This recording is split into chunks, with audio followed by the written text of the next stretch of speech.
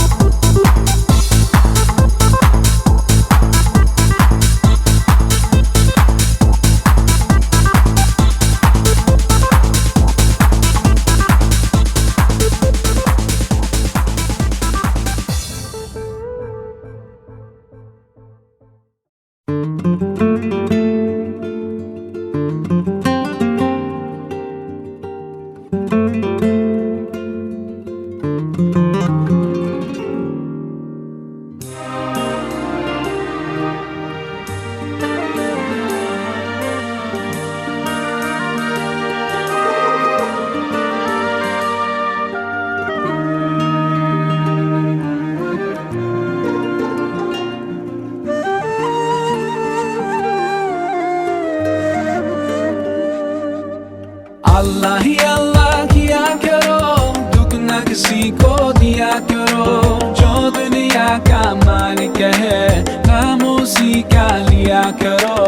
अल्लाह ही अल्लाह, अल्लाह ही अल्लाह, अल्लाह ही अल्लाह किया करो, दुख न किसी को दिया करो। जो दुनिया का मालिक है काम उसी का लिया करो।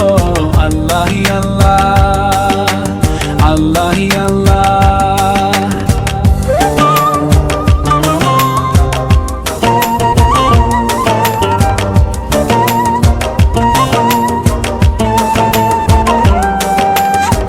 Just like a sunrise can't be denied, no.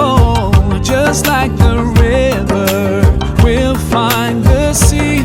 Oh Allah, you're here, you're always there, and I know without a doubt that you always hear my prayer. सच की राह पे चला करो, दुख न किसी को दिया करो। जो दुनिया का मालिक है काम उसी का लिया करो। अल्लाह ही अल्लाह, अल्लाह ही अल्लाह, अल्लाह ही अल्लाह किया करो, दुख न किसी को दिया करो। जो दुनिया का मालिक है काम उसी का लिया करो। करो अल्लाह ही अल्लाह, अल्लाह ही अल्लाह।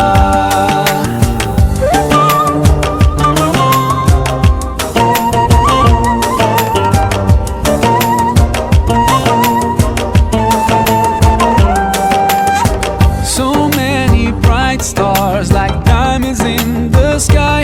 Oh, it makes me wonder, anyone can be blind to all the signs so clear. Just open your eyes and I know without a doubt you will surely see the light. तेरी दुनिया तेरी ज़मीन ये कहकशां है तू है करीम मेरे मौला। सुन ले दुआ हम बेबस है तेरे बिना रोशन कर जहां।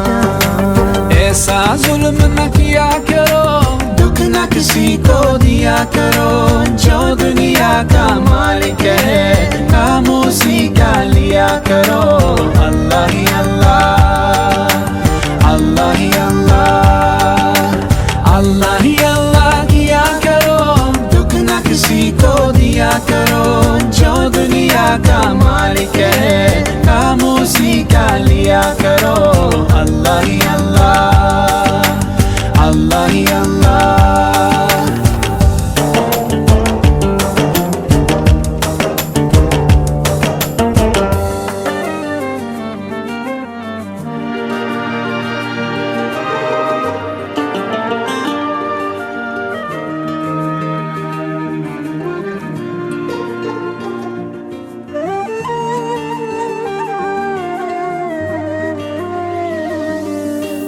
अल्लाह ही अल्लाह किया करो, दुख न किसी को दिया करो, जो दुनिया का मालिक है काम उसी का लिया करो अल्लाह ही अल्लाह, अल्लाह ही अल्लाह, अल्लाह ही अल्लाह किया करो, दुख न किसी को दिया करो, जो दुनिया का मालिक है काम उसी का लिया करो अल्लाह ही अल्लाह, अल्लाह ही अल्लाह, अल्लाह ही अल्लाह, अल्लाह ही अल्लाह।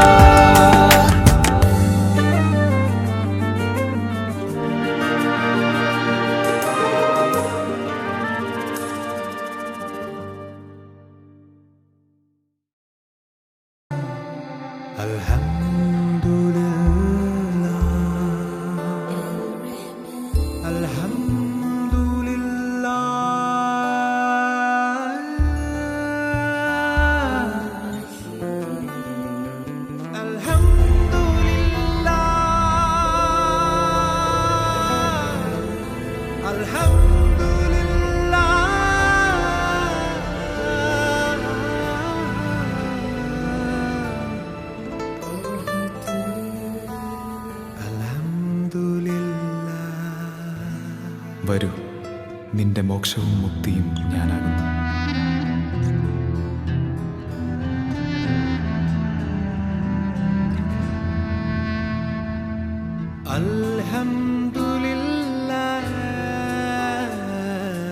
ഓതുന്നു പ്രാണൻ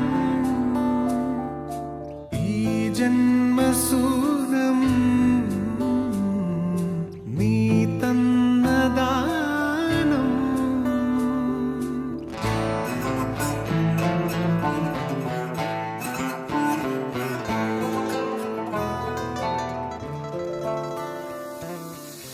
മണ്ണോടു മണ്ണായി ചേരും വരെ നിൻ സംഗീതമേ ായ പാടുന്നിതാ ഞാൻ ഉന്മാദമേ.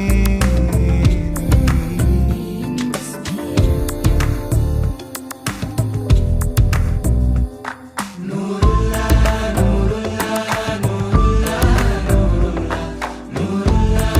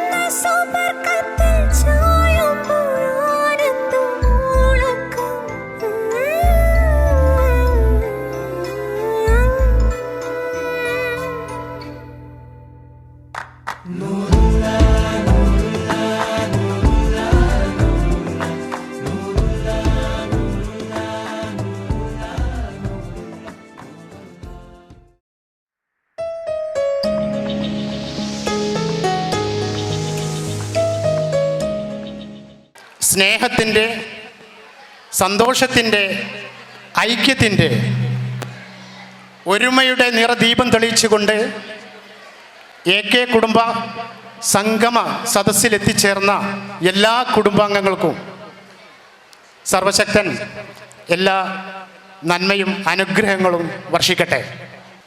തളർച്ചയിലേക്ക് തെന്നി വീഴാതെ സ്നേഹത്തിൻ്റെ ഉയർച്ചയിലേക്ക് AK കുടുംബാംഗങ്ങൾ ഇവിടെ എത്തിച്ചേർന്നിരിക്കുകയാണ്. ഇവിടെ എത്തിച്ചേർന്ന കുടുംബാംഗങ്ങൾ വളരെ കാലമായി ഒരു കുടുംബ സംഗമം സംഘടിപ്പിക്കണം എന്ന് മനസ്സിൽ കരുതിക്കൊണ്ട് ഇത്രയും പ്രൗഢഗംഭീരവും പ്രോജ്വലവുമായ ഈ മനോഹരമായ സദസ്സ് അണിയിച്ചൊരുക്കാൻ ഇതിൻ്റെ പിന്നിലെ സംഘാടകർക്കും അതുപോലെ തന്നെ ഇതിൻ്റെ പിന്നിൽ പ്രവർത്തിച്ച കുടുംബാംഗങ്ങൾക്കും ഏറെ കഷ്ടപ്പാടുകൾ അനുഭവിച്ചിട്ടാണ് നമ്മൾ ഇന്നിവിടെ ഒത്തുകൂടിയിരിക്കുന്നത്.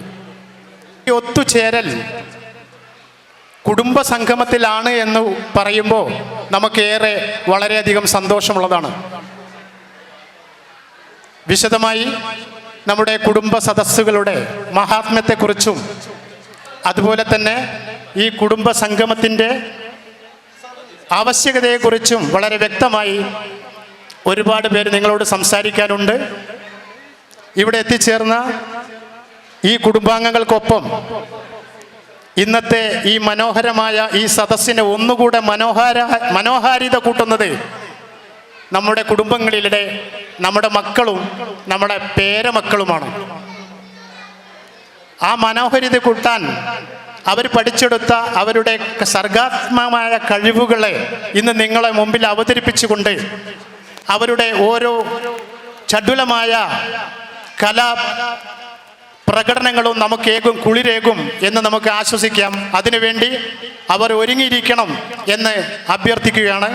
ഒപ്പം തന്നെ അവർക്ക് ഇന്നത്തെ ഈ പ്രകടനം വളരെ ഊർജ്ജവും ആവേശവുമായി വളരെ ഭംഗിയായി അവതരിപ്പിക്കാൻ അവർക്ക് സാധിക്കട്ടെ എന്ന് സർവശക്തനോട് പ്രാർത്ഥിച്ചുകൊണ്ട് നമ്മുടെ ഇന്നത്തെ ഈ സംഗമം ഇവിടെ ആരംഭിക്കുകയാണ്. ആദ്യമായി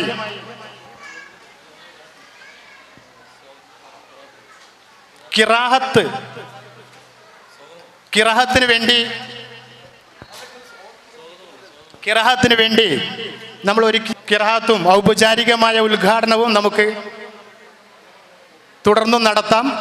ഇന്നിവിടെ എത്തിച്ചേർന്ന നമ്മുടെ പ്രിയങ്കരനും ആദരണീയനുമായ നമ്മുടെ ഉസ്താദിന് വളരെ നേരത്തെ പോകാനുള്ളത് കൊണ്ട് ഒരു ചെറിയ ഔപചാരികതയോടുകൂടി നമ്മുടെ ഈ പരിപാടി ആരംഭിക്കുകയാണ്.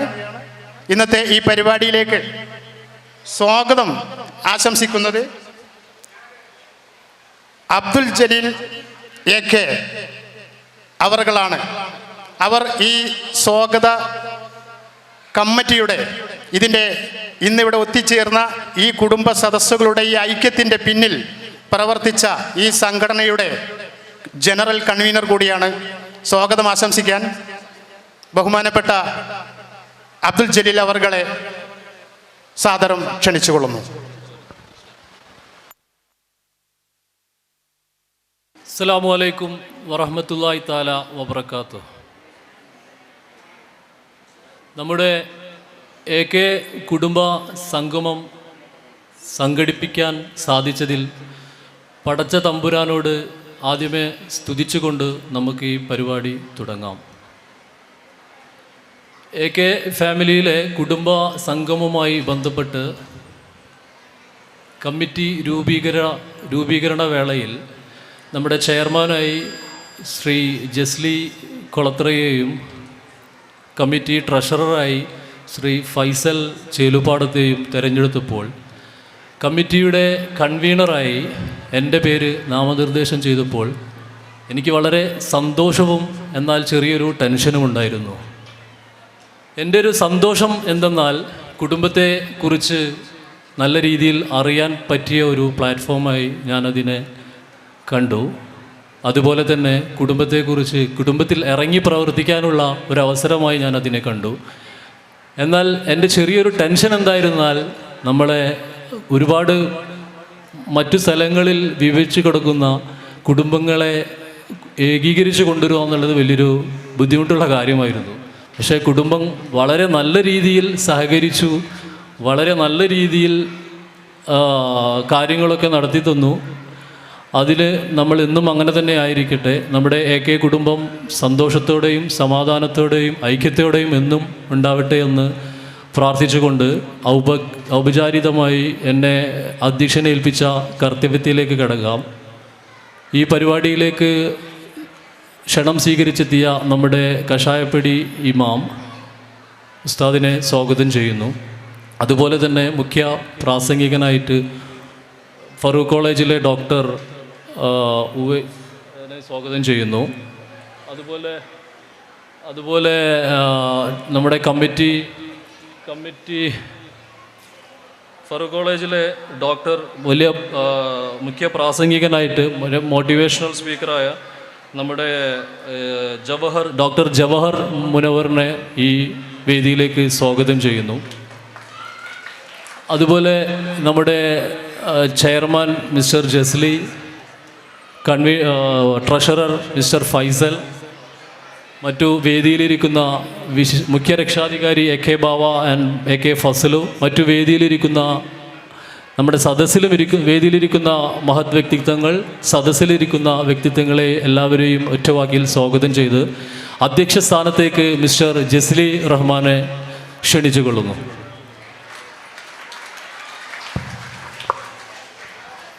എടക്കേക്കടവത്ത് കുടുംബ സംഗമം ഇന്ന് അധ്യക്ഷത വഹിക്കുന്നത് ബഹുമാനപ്പെട്ട ജസ്ലി റഹ്മാൻ AK. അദ്ദേഹമാണ് ഈ കമ്മിറ്റിയുടെ ചെയർമാനും. അദ്ദേഹത്തിൻ്റെ അധ്യക്ഷ പ്രസംഗത്തിനായി നമുക്ക് കാത്തിരിക്കാം.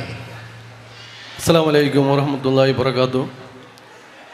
നമ്മുടെ ഔപചാരികമായിട്ട് ഉദ്ഘാടനം നമ്മളെ കോഴിക്കോട് കാലി ജമീൽ തങ്ങൾ ആണ് ചെയ്യേണ്ടത്. മൂപ്പര് കുറച്ച് വൈകുമെന്ന് പറഞ്ഞതുകൊണ്ട് 11:30 വരിക. അപ്പോൾ അതുകൊണ്ട് ഇത് നമ്മളെ ഇവിടുത്തെ കസായപ്പടിത്തെ ഉസ്താദിന് പെട്ടെന്ന് പോകണം എന്നുള്ളത് കൊണ്ടും നമ്മൾ ഈ പരിപാടി സ്റ്റാർട്ട് ചെയ്യാൻ വേണ്ടിയിട്ടുള്ള ഒരു ഉദ്ഘാടന ചടങ്ങാണ്. ഔപചാരികമായിട്ട് ഉദ്ഘാടനം ഇൻഷാ അല്ലാഹ് നമ്മൾ 11:30 മണിക്ക് നമ്മളെ കോഴിക്കോട് കാലി എത്തിയതിന് ശേഷം നടത്തുന്നതായിരിക്കും. ഈ പരിപാടിയിലേക്ക് വന്ന എല്ലാ കുടുംബാംഗങ്ങളെയും വേദിയിലും സദസ്സിലുമുള്ള എല്ലാവരെയും എൻ്റെ പേരിൽ ഞാനും സ്വാഗതം ചെയ്യുകയാണ്. നമ്മുടെ ഈ പരിപാടി ദുആ ചെയ്തുകൊണ്ട് ഉദ്ഘാടനം ചെയ്യുന്നതിന് വേണ്ടി നമ്മുടെ കസായപ്പടി പള്ളിയിലെ ഉസ്താദിനെ ആദരമായി സ്വാഗതം ചെയ്യുന്നു.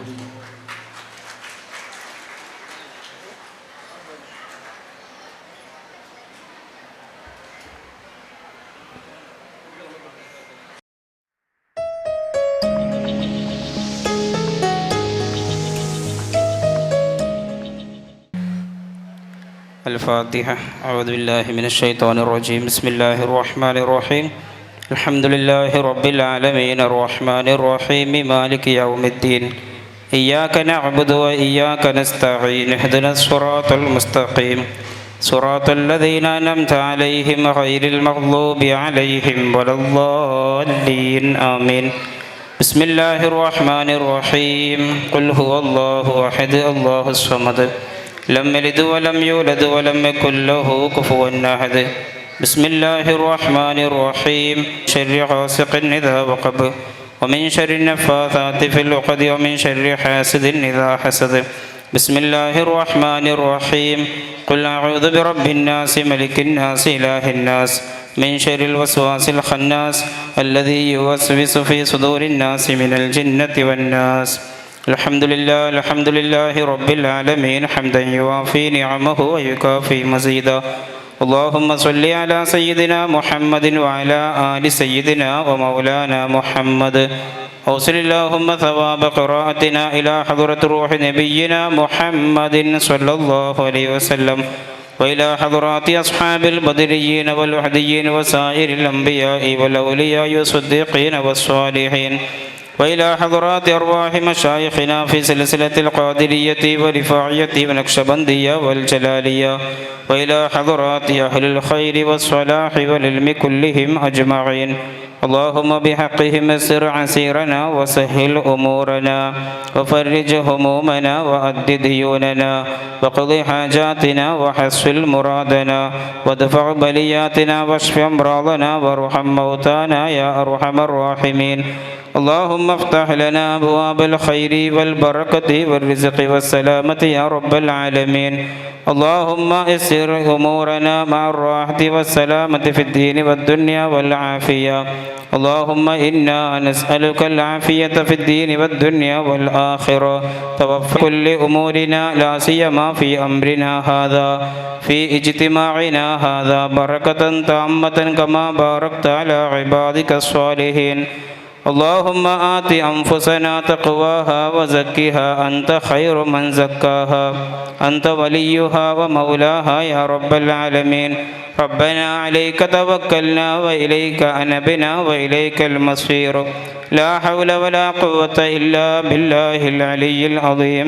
حسبنا الله ونعم الوكيل نعم المولى ونعم النصير. آمين برحمتك يا أرحم الراحمين.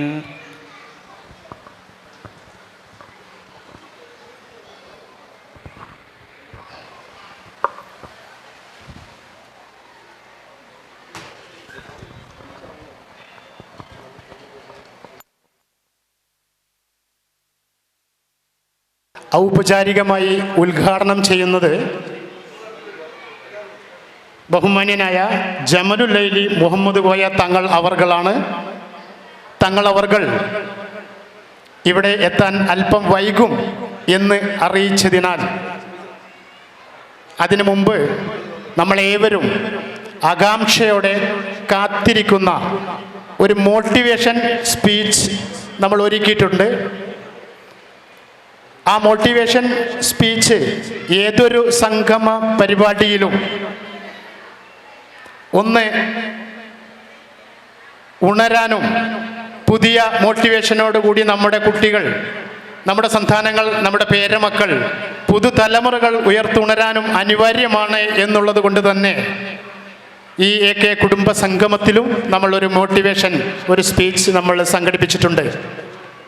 അതിനായി മോട്ടിവേഷൻ സ്പീച്ച് നടത്താൻ വേണ്ടി ഇവിടെ എത്തിച്ചേർന്നത് ബഹുമാനപ്പെട്ട ഡോക്ടർ ജൗഹർ മുനവ്വർ അവർകളാണ്, ഫറൂഖ് കോളേജ്.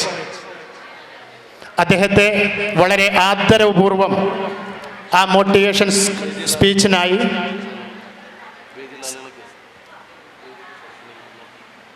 സദസ്സിലേക്കും വേദിയിലും നിന്നുകൊണ്ട് തന്നെ ഒരു പ്രസംഗ രൂപത്തിലല്ലാതെ എല്ലാവരും ഒന്ന് ഉണരാൻ വേണ്ടി ഈ വേദിയിലും സദസ്സിലും നിറഞ്ഞാടിക്കൊണ്ട് തന്നെ ഡോക്ടർ ജൗഹർ മുനവ്വർ അവർകൾ നമ്മളെ സന്തോഷവരാക്കും എന്ന് നമുക്ക് പ്രതീക്ഷിക്കാം. അദ്ദേഹത്തെ വളരെ സാദരം ഈ AK കുടുംബ സംഗമത്തിൻ്റെ മോട്ടിവേഷൻ സ്പീച്ചിലേക്ക് ക്ഷണിക്കുകയാണ്.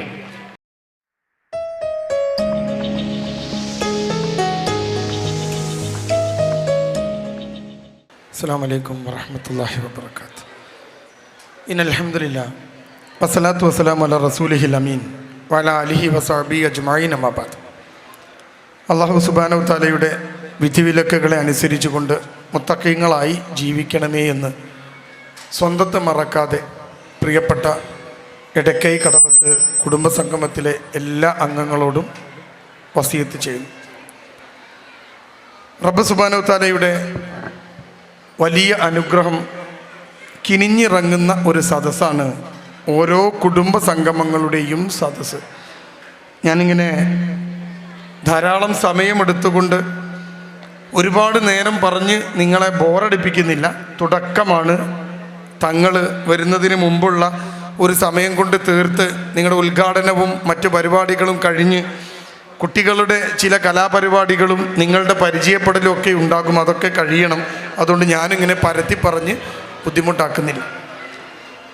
ഞാൻ വർക്ക് ചെയ്യുന്നത് കോളേജിലാണ്, ഫറൂഖ് കോളേജിലാണ്. സൈക്കോളജിയാണ് എൻ്റെ സബ്ജക്റ്റ്.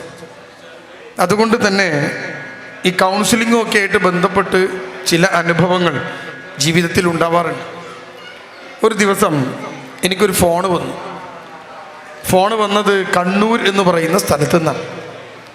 വിളിച്ചത് ഒരാണാണ്. അയാൾ വിളിച്ച് എന്നോട് പറഞ്ഞു, സാറിനെ ഒന്ന് കാണണം. കുറച്ച് സമയം ഞങ്ങൾക്കൊന്ന് കിട്ടണം, അതുകൊണ്ട് നിങ്ങളെ ഒന്ന് കാണാൻ പറ്റുമോ എന്ന് ചോദിച്ച് അദ്ദേഹം വിളിച്ചപ്പോൾ ഞാനിങ്ങനെ നോക്കിയപ്പോൾ കോളേജ് ഇല്ലാത്ത ഒരു ശനിയാഴ്ച, രണ്ടാം ശനിയാഴ്ച, ഒരു കോളേജ് ഇല്ലാത്ത ദിവസമാണ് അവർക്ക് ഞാനൊരു സമയം കൊടുത്തത്. ശനിയാഴ്ച വരാൻ വേണ്ടി ഞാൻ അവരോട് പറഞ്ഞു. ഞാൻ പറഞ്ഞ സമയം 1 മണിയാണ്. ഉച്ചയ്ക്ക് 1 മണിക്ക് നിങ്ങൾ വന്നോളൂ എന്ന് അവരോട് ഞാൻ പറഞ്ഞു. അങ്ങനെ ശനിയാഴ്ച രാവിലെ ഞാൻ 1 മണിക്ക് അവരോട് വരാൻ പറയാനുള്ളൊരു കാരണം, രാവിലെ 10 മുതൽ 11:30 വരെ ഒരു ടീമിന് ഞാൻ സമയം കൊടുത്തിട്ടുണ്ട്. 11:30 മുതൽ 1 മണി വരെ രണ്ടാമത്തെ ഒരു ടീമിനും സമയം കൊടുത്തിട്ടുണ്ട്. അപ്പോൾ ഇനി 1 മണിക്കേ സമയം ബാക്കിയുള്ളൂ. അപ്പോൾ അവരോട് ഞാൻ നിങ്ങൾ 1 മണിക്ക് എത്തിക്കോളൂ എന്ന് പറഞ്ഞപ്പോൾ അവർ സമ്മതിച്ചു.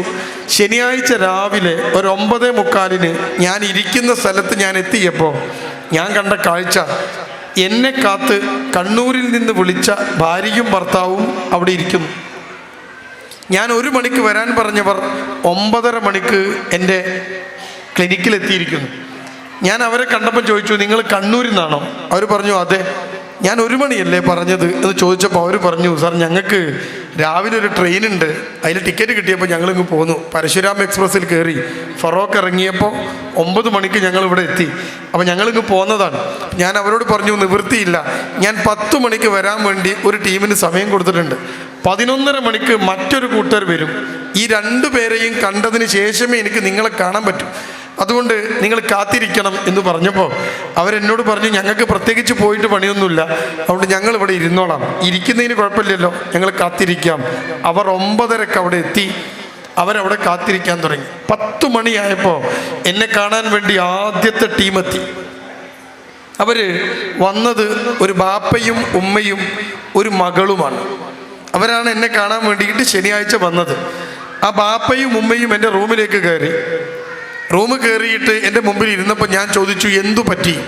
ബാപ്പാൻ്റെ മുഖത്ത് വല്ലാത്തൊരു പരിഭ്രമമുണ്ട്, ഉമ്മാൻ്റെ കണ്ണിലിങ്ങനെ ഉരുണ്ടുകൂടി നിൽക്കുന്ന കണ്ണീരുണ്ട്. ഞാൻ ചോദിച്ചു എന്താ പറ്റിയത്? ബാപ്പയാണ് മറുപടി പറഞ്ഞത്, സാറേ ഇത് മോളാണ്, ഞങ്ങളെ മോള് പുറത്തിരിക്കുന്നുണ്ട്, അവൾക്ക് 17 വയസ്സാണ്, അവൾ SLC പരീക്ഷയ്ക്ക് മുഴുവൻ A+ വാങ്ങിയ മിടുക്കി പെണ്ണാണ്. എല്ലാ രാഷ്ട്രീയ മത സാമൂഹിക സംഘടനകളും മെമൻറ്റോകൾ കൊടുത്ത് എൻ്റെ കുട്ടിയെ അംഗീകരിച്ചിട്ടുണ്ട്, അഭിനന്ദിച്ചിട്ടുണ്ട്. എൻ്റെ വീട്ടിൽ മുഴുവൻ അവളുടെ മെമൻറ്റോകൾ നിറഞ്ഞു നിൽക്കുന്നു. എൻ്റെ മോള് നല്ല മിടുക്കിയാണ്. അവൾ 10 കഴിഞ്ഞ് +1 ഒരു സ്കൂളിൽ ചേർന്നു. ഇപ്പോൾ അവൾ +2 എത്തി. എന്നെ കാണുമ്പോൾ ഞാൻ ആ പെൺകുട്ടിയെ കാണുന്നത് ജൂൺ മാസത്തിലാണ്. ഒരു ജൂൺ മാസത്തിലാണ് ആ കുട്ടിയെ ഞാൻ കാണുന്നത്. അപ്പോൾ ബാപ്പ പറഞ്ഞു, ഇപ്പോൾ അവൾ +2 +1 കഴിഞ്ഞു, അത്യാവശ്യമൊക്കെ പഠിക്കും. ഞാൻ ചോദിച്ചപ്പോൾ എന്താ പറ്റിയത്? ഫോണൊക്കെ ഇങ്ങനെ പരിശോധിച്ച് നോക്കിയപ്പോൾ ഈ പെൺകുട്ടിക്ക് ആ നാട്ടിലെ ഒരു ചെറുക്കനുമായിട്ട് ഒരു പ്രേമമുണ്ട്. ആ പ്രേമത്തിൻ്റെ അതിർവരമ്പുകളൊക്കെ ആ കുട്ടി ഭേദിച്ചിട്ടുണ്ട്. ഒരുമാതിരി വൃത്തിയില്ലാത്ത കുറേ സംസാരങ്ങൾ ഫോണിൽ കണ്ടു. ആ പെൺകുട്ടി തട്ടം പോലും ഇടാതെ നിൽക്കുന്ന വീട്ടിലെ ഡ്രസ്സിൽ നിൽക്കുന്ന ഫോട്ടോ ഈ ചെറുക്കൻ അയച്ചതായിട്ട് കണ്ടു. ഇതൊന്നും അംഗീകരിക്കാൻ അല്പം ദീനുള്ള ആ കുടുംബത്തിന്, ഉമ്മക്ക് ബാപ്പാക്ക് കഴിയാതെ ആയപ്പോൾ അവർ കുട്ടിയോട് പറഞ്ഞു, മോളത് നടക്കൂല, ഇതൊന്നും ശരിയല്ല. ഇൻസ്റ്റഗ്രാമിലൂടെ ആ കുട്ടി പരിചയപ്പെട്ട ഒരു ചെറുക്കൻ. ഉമ്മയും ബാപ്പ ഇത് പറഞ്ഞപ്പോൾ ആ കുട്ടി ഉമ്മൻ്റെയും ബാപ്പാൻ്റെയും മുഖത്തോക്കി വാശി പിടിച്ച് പറഞ്ഞു, നോക്കൂ, ഇതല്ലാതെ വേറൊരു ചെറുക്കനെ ഞാൻ കല്യാണം കഴിക്കില്ല, ഇവനെ മാത്രമേ കെട്ടുള്ളൂ, നിങ്ങൾ സമ്മതിച്ചിട്ടില്ലെങ്കിൽ അവൻ്റെ കൂടെ ഞാൻ പോകും. ഇത് കേട്ടപ്പോൾ ഉമ്മാക്കും ബാപ്പക്കും പേടിയായി. ഇനി എങ്ങനെയാണ് അവർ ജീവിക്കുക? അപ്പോൾ ബാപ്പ ഉമ്മനോട് പറഞ്ഞു, ഒരു കാര്യം ചെയ്യാം, നമുക്ക് അവനെക്കുറിച്ചൊന്ന് അന്വേഷിക്കാം. ഓളിങ്ങനെ വാശി പിടിച്ച് നിൽക്കുകയാണെങ്കിൽ നമുക്ക് എന്താ ചെയ്യാൻ പറ്റുമെന്ന് അന്വേഷിച്ച് നോക്കാം.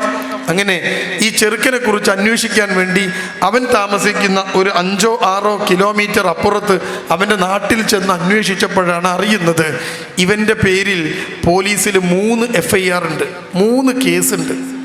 ഒരു കേസ് മയക്കുമരുന്നുമായി ബന്ധപ്പെട്ടതും 2 അടിപിടി കേസുകളുമാണ്. ഈ 3 കേസുകൾ പോലീസ് സ്റ്റേഷനിൽ നിലവിലുള്ള പള്ളിയുടെ പരിസരത്ത് കൂടെ പോലും പോവാത്ത, നാട്ടിലൊക്കെ ഒരു വൃത്തികെട്ട പേരുള്ള ഈ ചെറുക്കനെയാണ് മകൾ പ്രേമിക്കുന്നത് എന്ന് ഈ ബാപ്പ അറിയണം. അയാൾ വിചാരിച്ചു, എന്നാൽ പിന്നെ അവൻ്റെ ബാപ്പനെ കണ്ട് കാര്യം പറയാം. ബാപ്പനെ അന്വേഷിച്ച് നോക്കിയപ്പോൾ ഒരു വഞ്ചന കേസിൽപ്പെട്ട് മാസങ്ങളായി അയാൾ ഒളിവിലാണ്. പോലീസിൻ്റെ അറസ്റ്റ് ഭയന്ന്. എങ്ങനെയാണ് ഇത്തരം ഒരു കുടുംബത്തിലേക്ക് 17 കൊല്ലം സ്നേഹിച്ച ഒരു പെൺകുട്ടിയെ പറഞ്ഞയക്കുക? നിങ്ങളൊന്ന് ആലോചിച്ച് നോക്ക്.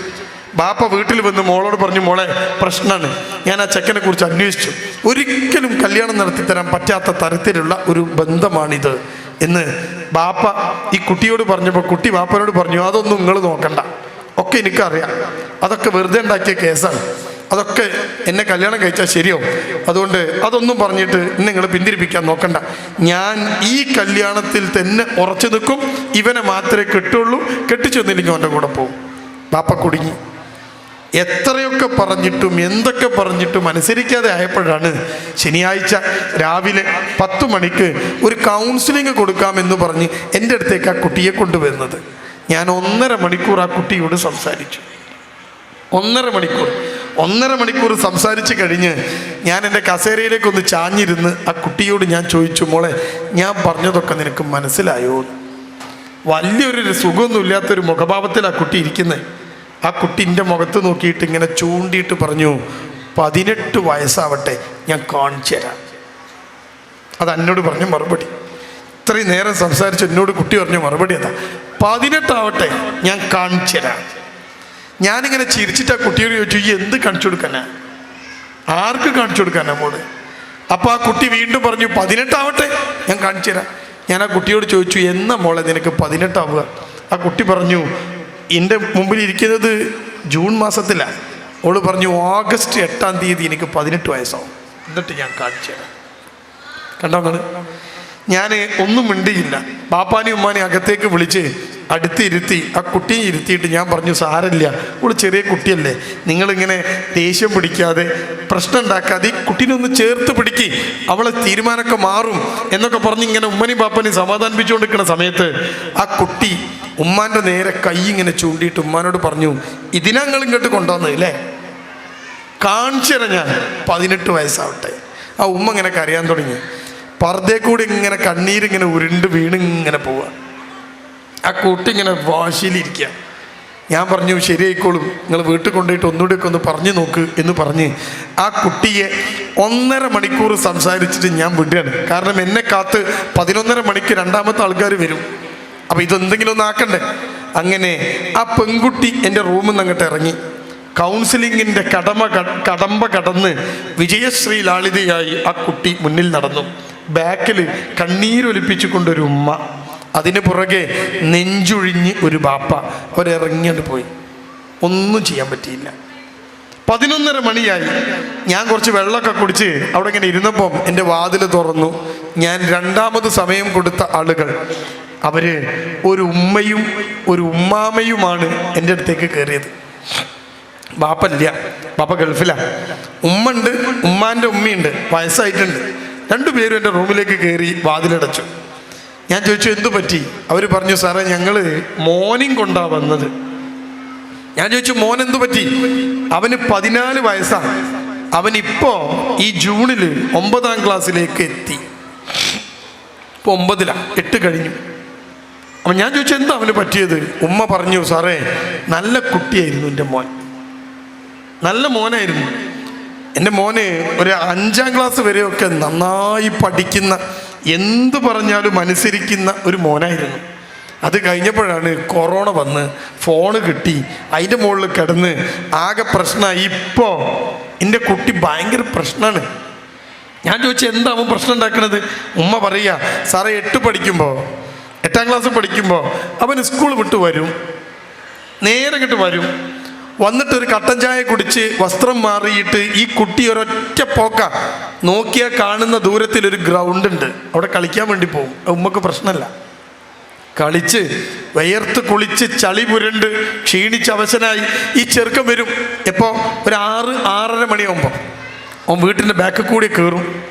വസ്ത്രമൊക്കെ അടിച്ച് തോർത്തുമുണ്ടെടുത്ത് കുളിച്ച് വൃത്തിയായി അവൻ അകത്തേക്ക് കിടക്കുമ്പോൾ ഉമ്മാനോട് പറയുന്ന ആദ്യത്തെ വാക്ക് എന്താണെന്നറിയോ? ഉമ്മ വിശക്കണ്, എന്തെങ്കിലും ഉണ്ടോ? അപ്പം ഉമ്മ ഈ കുട്ടിക്ക് നല്ല ഭക്ഷണം ഉണ്ടാക്കിയിട്ടുണ്ടാവും, ചൂടോടെ വിളമ്പിയിട്ട് വെച്ചു കൊടുക്കും. ആൺകുട്ടികളെ കുറിച്ച് ഞങ്ങളോട് പറയേണ്ട ആവശ്യമില്ലല്ലോ. ആൺകുട്ടികളുള്ള ഉമ്മമാരൊക്കെ ഒന്ന് കൈപൊക്കിയെ കണ്ട്, കൈപൊക്കിയേ. ആ ശരി, പെൺകുട്ടികളുള്ള ഉമ്മമാരൊക്കെ ഒന്ന് കൈപൊക്കിയേ. റൈറ്റ്. പെൺകുട്ടീനെയും ആൺകുട്ടീനെയും കുറിച്ച് ഞാൻ കൂടുതൽ പറയണ്ടല്ലോ. പെൺകുട്ടികൾ ഇപ്പോൾ യൂട്യൂബൊക്കെ കണ്ടുകൊണ്ട് 5ാം ക്ലാസ് മുതൽ ഡയറ്റിങ് തുടങ്ങും. ആൺകുട്ടിക്ക് ഒരു ഡയറ്റിങ്ങും ഉണ്ടാവില്ല, പെരും തീറ്റയായിരിക്കും. ഓളതും കൂടി ഇങ്ങോട്ട് എടുത്തോളിന്ന് പറയും. ഇതാണ് ആൺകുട്ടി. ഉമ്മ വിളമ്പി കൊടുക്കുന്ന ഭക്ഷണം രാവിലെ സ്കൂൾക്ക് പോയ ചെക്കന കളിയും കഴിഞ്ഞ് കുളിയും കഴിഞ്ഞ് ക്ഷീണിച്ച് ആ വിളമ്പിയത് മുഴുവൻ പള്ളം നിറച്ചോൻ തിന്നും. അവൻ തിന്നു കഴിഞ്ഞ് എണീക്കുമ്പോൾ കൈ ഇങ്ങനെ കഴുകി കഴിഞ്ഞാൽ ഉമ്മ അവനോട് പറയും, മോനെ ഉമ്മൻ്റെ കുട്ടി സ്കൂളിലൊക്കെ പോയില്ലേ? പോയി. കളി കഴിഞ്ഞില്ലേ? കഴിഞ്ഞ്. ഭക്ഷണം കഴിഞ്ഞില്ലേ? കഴിഞ്ഞ്. ഒക്കെ റെഡിയല്ലേ? റെഡി. ഇനി ഉമ്മൻ്റെ മോന് ഒരു അരമണിക്കൂറെങ്കിലും ആ പുസ്തകം എടുത്തൊന്ന് വായിക്കും. ഉമ്മ പറയാ കുട്ടിയോട്, 8 പഠിക്കുന്ന കുട്ടിയോട്. ഈ ചെക്ക നേരെ ചെന്ന് സോഫൻ്റെ മുകളിലാണ്ട് ഇരിക്കും സുജായിമായി. എന്നിട്ട് ഉമ്മനോട് ചോദിക്കും, പഠിക്കണോ? ഉമ്മ പറയും വേണം. പഠിക്കണോ? വേണം. പഠിച്ചില്ലെങ്കിൽ ഉപ്പാനെ പോലെ ഗൾഫിൽ ചെന്ന് ഇങ്ങനെ ജീവിക്കേണ്ടി വരും. നാട്ടിൽ പെയ്യുന്ന മഴ കാണാതെ, നാട്ടിലുദിക്കുന്ന വെയിൽ കൊള്ളാതെ, നാട്ടിലെ ഒരു കുടുംബ സംഗമത്തിൽ പങ്കെടുക്കാൻ കഴിയാതെ പ്രവാസ ജീവിതം നയിക്കേണ്ടി വരും. സ്വന്തം ഭാര്യയെ ഒന്ന് കെട്ടിപ്പിടിച്ച് കിടന്നുറങ്ങാൻ പോലും കഴിയാത്ത ഒരു പ്രവാസ ജീവിതം. അവസാനം ഷുഗറും പ്രഷറും കൊളസ്ട്രോളും കൊണ്ട് ലാസ്റ്റ് വരും, ആർക്കും വേണ്ടാതാവുമ്പോൾ. അല്ലേ? ഇതല്ലേ പ്രവാസി? മോനെ ഇങ്ങനെ ആയിപ്പോവും. അതുകൊണ്ട് ഉമ്മൻ്റെ കുട്ടി പഠിക്കണം. അപ്പം ഈ ചെറുക്കൻ ഉമ്മനോട് പറയാണ്, പഠിക്കണോ? ഉമ്മ പറഞ്ഞു വേണം. എന്നാൽ ഫോണ് തരി. ഫോണ് തന്നാൽ പഠിക്കും. ഉമ്മ പറയും ഫോണ് തരൂല, ബുക്ക് നോക്കി പഠിച്ചാൽ മതി. പറ്റൂല, ഫോൺ എന്നാൽ പഠിക്കും. അപ്പോൾ ഉമ്മ മോനുമായിട്ട് കച്ചറാവും. ഉമ്മ തരൂല എന്ന് പറയും, അവൻ വേണമെന്ന് പറയും. അവസാനം മകൻ തെറ്റും, ഞാൻ പഠിക്കില്ല, അവിടെ ഇരിക്കും. ഉമ്മക്കൊരു ബേജാറ്, പഠിച്ചോൻ്റെ കുട്ടിക്ക് പഠിക്കില്ലല്ലോ. കുറച്ച് കഴിയുമ്പോൾ ഉമ്മ എന്താ വിചാരിക്കാന്നറിയോ? എന്നാൽ പിന്നെ ഒരു ഫോണ് ഒരു അരമണിക്കൂർ കൊടുത്താൽ ഈ പ്രശ്നം തീരും. അങ്ങനെ ഉമ്മ നേരെ ചെന്ന് ഈ ചെറുക്കനോട് പറയും, ഞാൻ അരമണിക്കൂർ എനിക്ക് ഫോൺ തരും, അരമണിക്കൂർ കഴിഞ്ഞാൽ തിരിച്ചു വാങ്ങും, എന്നിട്ട് നീ പഠിക്കണം. അപ്പോൾ ഈ ചെക്കൻ ഉമ്മനോട് പറയാണ്, നോക്കാം, ഉറപ്പില്ല. ഉമ്മ ഫോണ് കൊടുക്കും. എന്നിട്ട് സമയം നോക്കി ഇങ്ങനെ ഇരിക്കും. 20 മിനിറ്റ്, 10 മിനിറ്റ്, 20 മിനിറ്റ്, 25, 26, 28, 30. ഉമ്മ ഓടിച്ചെന്ന് പറയും ഫോൺ ഇതാ. ചെക്കൻ പറയും കഴിഞ്ഞിട്ടില്ല. ഈ ഷോർട്സും റീൽസും ഒരിക്കലും തീരൂല. നിങ്ങൾ കണ്ടിട്ടോ തീരുന്ന്? ഒന്ന് കഴിഞ്ഞ ഒന്ന് കഴിഞ്ഞ ഒന്ന്. എപ്പോഴാണ് തീരുക? അത് തീർന്നേണ്ട അവസാനം ദ എൻഡ്, ഉറങ്ങിക്കോ എന്ന് പറയില്ലല്ലോ. അത് തീരൂല. ഈ ചെറുക്കൻ ഇങ്ങനെ നോക്കുക. അപ്പോൾ ഈ ഉമ്മ പറഞ്ഞു അരമണിക്കൂറായി, ഫോൺ കൊണ്ട. അങ്ങനെ ഉമ്മയും മോനും തമ്മിൽ കച്ചറാവും, അടിയാകും, പ്രശ്നമാവും. അവസാനം ഉമ്മ ഫോൺ കണ്ട് പിടിച്ചു വാങ്ങും. ഈ ചെറുക്കനും ഉമ്മയും തമ്മിൽ ഇഷ്യൂ ആവും. ഇവൻ ദേഷ്യം പിടിച്ച ഒരൊറ്റ പോക്ക എങ്ങട്ടാ? ബാപ്പ ഈ കുട്ടിക്ക് ഉണ്ടാക്കി കൊടുത്ത സ്വന്തം റൂമിലേക്ക്. എന്നിട്ട് ആ റൂമിൻ്റെ വാതിലടച്ച് കുറ്റിയിട്ട് കമിഴ്ന്ന് കിടന്നുറങ്ങും. ഇനിയിപ്പോൾ ഭക്ഷണമൊന്നും കഴിക്കേണ്ട, പള്ളറിഞ്ഞണല്ലോ. ഒരൊറ്റ ഉറക്ക. ഒന്ന് നിസ്കരിച്ചിട്ടുമില്ല, കച്ചറുണ്ടാക്കിയിട്ട് ഒരു 8 മണിയാകുമ്പോൾ ഇവൻ കിടന്നുറങ്ങും. കണ്ടങ്ങൾ? ഉമ്മ വാതിൻ്റെ അടുത്ത് കുറച്ചു നേരമൊക്കെ ഇങ്ങനെ നിൽക്കും, പിന്നെ ഉമ്മ പോകും. കുറേ ദിവസം ഇങ്ങനെ ആയപ്പോൾ ഉമ്മ ഒരു തീരുമാനം എടുത്തു, ഇനിയിപ്പോൾ ഇവനോട് പഠിക്കാൻ പറയണ്ട, ഓൻ എന്തെങ്കിലും ആയിക്കോട്ടെ, ആൺകുട്ടിയല്ലേ, പഠിച്ചില്ലെങ്കിലും കൂലിപ്പണി എടുത്ത് ജീവിച്ചോളും, എന്തെങ്കിലും ആയിക്കോട്ടെ എന്ന് കരുതി ഉമ്മ അതാണ്ട് വിട്ടു. അതോടുകൂടി ഈ ചെറുക്കൻ പിന്നെ തീരെ പഠിക്കാതെയായി. കുറച്ച് കഴിഞ്ഞ് സ്കൂളൊക്കെ പൂട്ടി, വെക്കേഷനൊക്കെ ആയപ്പോൾ ഈ ചെറുക്കൻ എന്താ ചെയ്യാന്നറിയോ? രാവിലെ പുരേന്ന് ഇറങ്ങും, വൈകുന്നേരം വീട്ടിലേക്ക് വരും. രാവിലെ ഇറങ്ങിയ ചെറുക്കൻ മഗ്‌രിബാകുമ്പോഴാണ് തിരിച്ചു വരിക. എങ്ങോട്ടാ പോയത്? ആരെ കൂടെയാ ഇവൻ നിന്നത്? എവിടുന്നാ ഭക്ഷണം കഴിച്ചത്? നിസ്കരിച്ചോ? ഒന്നും അറിയില്ല. ഈ ചെറുക്കൻ രാവിലെ പോയ ചെറുക്കൻ വൈകുന്നേരം കയറി വരും. ഇത് ആവർത്തിച്ചപ്പോൾ ഉമ്മ അവനോട് പറഞ്ഞു, മോനെ ഇത് നടക്കൂല, കളിക്കണമെങ്കിൽ ആ ഗ്രൗണ്ടിൽ പോയി കളിച്ചോ, ഉമ്മ റെഡിയാണ്. പക്ഷെ രാവിലെ പോയി രാത്രി വരൽ നടക്കൂല എന്ന് ഇവനോട് പറഞ്ഞപ്പോൾ 9ാം ക്ലാസ്സിലേക്ക് എത്തുന്ന 14കാരൻ ഉമ്മയോട് പറഞ്ഞത് എന്താണെന്നറിയോ? നിങ്ങൾ നിയന്ത്രിക്കണ്ട, ഞാൻ വലിയ കുട്ടിയായി, ഞാൻ വലുതായിന്, നിങ്ങൾ നിയന്ത്രിക്കണ്ട. അങ്ങനെ ഉമ്മയും മോനും തമ്മിൽ എപ്പോഴും പ്രശ്നം. ഒരു ദിവസം ഉമ്മക്ക് ദേഷ്യം പിടിച്ചപ്പോൾ ഉമ്മ ഒരൊറ്റ അടി കൊടുത്തു ആ ചെക്കനെ. അവൻ്റെ കൈക്കാണ് അടിച്ചത്. 9 പഠിക്കുന്ന ആൺകുട്ടിൻ്റെ കയ്യുമേലേക്ക് നമുക്ക് എത്തുള്ളൂ, മുഖത്തേക്ക് എത്തൂല. നിങ്ങളെക്കാളും വലിപ്പം വെച്ചിട്ടുണ്ടാവും, നല്ലോണം തിന്നാൻ കൊടുക്കുമല്ലോ. ആ ചെക്കൻ ഒറ്റ അടി കൊടുത്തു, അവൻ്റെ കൈക്കാണ് അടി കിട്ടിയത്. അടി കിട്ടിയപ്പം ഈ ചെറുക്കൻ ഉമ്മനോട് പറഞ്ഞു, എന്നെ തല്ലരുത്. ഉമ്മ ചോദിച്ചു, തല്ലിയ നീ എന്താക്കും? ഈ ചെറുക്കൻ അതിന് പറഞ്ഞ മറുപടി എന്താ അറിയോ? തല്ലിയാല് ഞാൻ തിരിച്ചടിക്കും എന്നാണ്. അതാണ് ഷോർട്സിലും റീൽസിലും കുട്ടി കണ്ടത്. ടച്ചാ ഞാൻ തിരിച്ചടിക്കും. ഉമ്മ ചോദിച്ചു, ഞാൻ അടിച്ചാൽ നീ തിരിച്ചടിക്കുമോ? ചെറുക്കൻ പറഞ്ഞു, അടിക്കും. ഉമ്മക്ക് ദേഷ്യം കൂടി, ഉമ്മക്ക് വാശി കൂടി. ഒന്നുകൂടി കൊടുത്തു ഉമ്മ അവൻ്റെ കൈക്ക്, ആഞ്ഞൊരടി കൊടുത്തു. അടി കിട്ടിയതും ഈ ചെറുക്കൻ കൈ ഇങ്ങനെ വീശി ഉമ്മാൻ്റെ നേരെ കെട്ട് വന്നു. മുഖത്തിന് നേരെയാണ് കൈ വന്നത്. ഉമ്മ രണ്ട് കണ്ണും അടച്ച് ഉപ്പം കിട്ടുന്നു ചിന്തിച്ചപ്പോഴേക്ക് ഈ ചെക്കൻ്റെ കൈ ഉമ്മാൻ്റെ മുഖത്തിന് നേരെ വന്ന് അവിടെ നിന്നു. ഭാഗ്യത്തിന് അടി കിട്ടിയില്ല. എന്നിട്ട് ഉമ്മ കണ്ണൂർ നോക്കിയപ്പോൾ അവൻ ഇങ്ങനെ കയ്യിൻ്റെ മുഷ്ടി ചുരിച്ചിട്ട് താഴ്ത്തിയിട്ട് ഇങ്ങനെ നിൽക്കുക, വിറയ്ക്കുക. ഉമ്മ ചോദിച്ചു, എന്താടാ നീ തല്ലാഞ്ഞ്? തല്ല്, ഉമ്മാനെ അടിച്ചിട്ട് ആ കുരുത്തക്കേടും കൂടി വാങ്ങിക്ക്, അതും കൂടി വാങ്ങിച്ചോ, അത് ബാക്കി ഞാൻ കൂടിയല്ലേ ഉള്ളൂ, അടിച്ചേക്ക് എന്ന് പറഞ്ഞപ്പോൾ ഈ ചെറുക്കൻ അവനിങ്ങനെ നെഞ്ചു വിരിച്ച് ഉമ്മാനോട് പറയാ, ഞാൻ നിങ്ങളെ തല്ലാത്തത് എന്താ നിങ്ങൾക്ക് അറിയോ? അപ്പൊ ഈ ഉമ്മ മനസ്സിലിങ്ങനെ ഓർത്തു, 10 മാസം ഇവനെ ചുമന്നതിൻ്റെ നന്ദിയായിരിക്കും എന്നെ തല്ലാത്തത്. 2 കൊല്ലം കഷ്ടപ്പെട്ട് പാല് കൊടുത്തതിൻ്റെ നന്ദിയായിരിക്കും ഇവനെ തല്ലാത്തത്. ഇവനെങ്ങനെ വെച്ച് വിളമ്പി അലക്കി വെളുപ്പിച്ച് തേച്ച് കുളിപ്പിച്ച് പഠിപ്പിച്ച് എല്ലാം ചെയ്ത് 9ാം ക്ലാസ് വരെ എത്തിച്ചതിൻ്റെ നന്ദിയായിരിക്കും എന്നെ തല്ലാത്ത് എന്നൊക്കെ ഉമ്മ ഇങ്ങനെ വിചാരിച്ചപ്പോൾ ഈ ചെറുക്കൻ മറുപടി പറയാ, ഞാൻ തല്ലാത്തത് എന്താണെന്നറിയോ? എൻ്റെ ഒരു തല്ല് താങ്ങാനുള്ള ശക്തി ഇങ്ങൾക്കില്ല, അതുകൊണ്ടാണ്. ഉമ്മ ഇത് കേട്ടപ്പോൾ ഉമ്മക്കൊരു കാര്യം മനസ്സിലായി, ഇനി ഇവനോട് വർത്തമാനം പറഞ്ഞിട്ട് കാര്യമില്ല. ആ ഉമ്മയുടെ നെഞ്ചിന്ന് വലിച്ചു കുടിച്ച നീരാണ് ഈ ചെക്കൻ്റെ ജീവിതം എന്ന് ഈ റീൽസും ഷോർട്സും കണ്ടിങ്ങനെ ജീവിക്കണ ഈ പൊട്ടന്മാർ മറന്നുപോണ്. വേറൊരു ലോകത്തല്ല ഇവർ ജീവിക്കണേ. അങ്ങനെ ഉമ്മ പറഞ്ഞു, ഇനിയിപ്പോൾ ഇവനെ ഞാൻ വർത്തമാനം പറഞ്ഞിട്ട് കാര്യമില്ല. അവനെ പിടിച്ച് ആ ഉമ്മ കൗൺസിലിങ്ങിന് കൊണ്ടുവന്നു. അതാണ് 11:30 മണിക്ക് ഞാൻ കാണാൻ പോകുന്ന ചെക്കൻ. ഞാൻ ഓനെ വിളിച്ചു, എൻ്റെ അടുത്തിരുത്തി. ഞാൻ ആരാണ് ഉമ്മ, എന്താണ് ഉമ്മ ഒക്കെ പറഞ്ഞ് 1.5 മണിക്കൂർ എൻ്റെ തൊള്ളയിലെ വെള്ളം പറ്റി ഞാൻ ആ ചെക്കനോട് ചോദിച്ചു, ഞാൻ പറഞ്ഞു നോക്കാൻ എനിക്ക് മനസ്സിലായോടാ? ആ ചെക്കന് ഉത്തരം പറഞ്ഞ എന്താ അറിയോ? നിങ്ങളൊന്ന് മുണ്ടാതെ പൊയ്ക്കാണി അവിടുന്ന്. ഇത് കേട്ട് ഈ ഉപദേശം കേട്ട് മടുത്തിട്ടാണ് ഞാൻ ഇങ്ങോട്ട് വന്നത്. നിങ്ങൾക്ക് ഉപദേശം തന്നെ, പോയാൽ നിങ്ങളവിടുന്ന്. ഓൻ എണീറ്റു, പുറത്തേക്ക് പോയി. ഉമ്മാമിയും കൂടി എൻ്റെ അകത്തേക്ക് കയറിയപ്പോൾ ഞാൻ പറഞ്ഞു, സാരല്ല, കുട്ടിയല്ലേ, ശരിയായിക്കോളും. എൻ്റെ മുന്നിലിരിക്കുന്ന പ്രിയപ്പെട്ട ഈ എടക്കൈ കടവത്ത് കുടുംബസംഗമത്തിൽ പങ്കെടുക്കുന്ന ഉമ്മമാർ ഉപ്പമാർ ഒരു കാര്യം പ്രത്യേകം ശ്രദ്ധിക്കണം. ബാപ്പ പറഞ്ഞാൽ അനുസരിക്കാത്ത, ഉമ്മ പറഞ്ഞാൽ കേൾക്കാത്ത ഒരു കുട്ടി നിങ്ങളുടെ പുരയിലുണ്ടെങ്കിൽ എൻ്റെ പ്രിയപ്പെട്ട രക്ഷിതാക്കളെ, ആ കുട്ടി ഈ ദുനിയാവിൽ ആര് പറഞ്ഞാലും കേൾക്കൂല. നിങ്ങൾ മനസ്സിലാക്കണം. ഒരു കൗൺസിലിങ്ങും കാര്യമില്ല. അതാ ഞാൻ പറഞ്ഞത്, എൻ്റെ 1.5 മണിക്കൂർ രാവിലെയും 1.5 മണിക്കൂർ 11:30 ശേഷം നഷ്ടപ്പെട്ടത് അതുകൊണ്ടാണ്.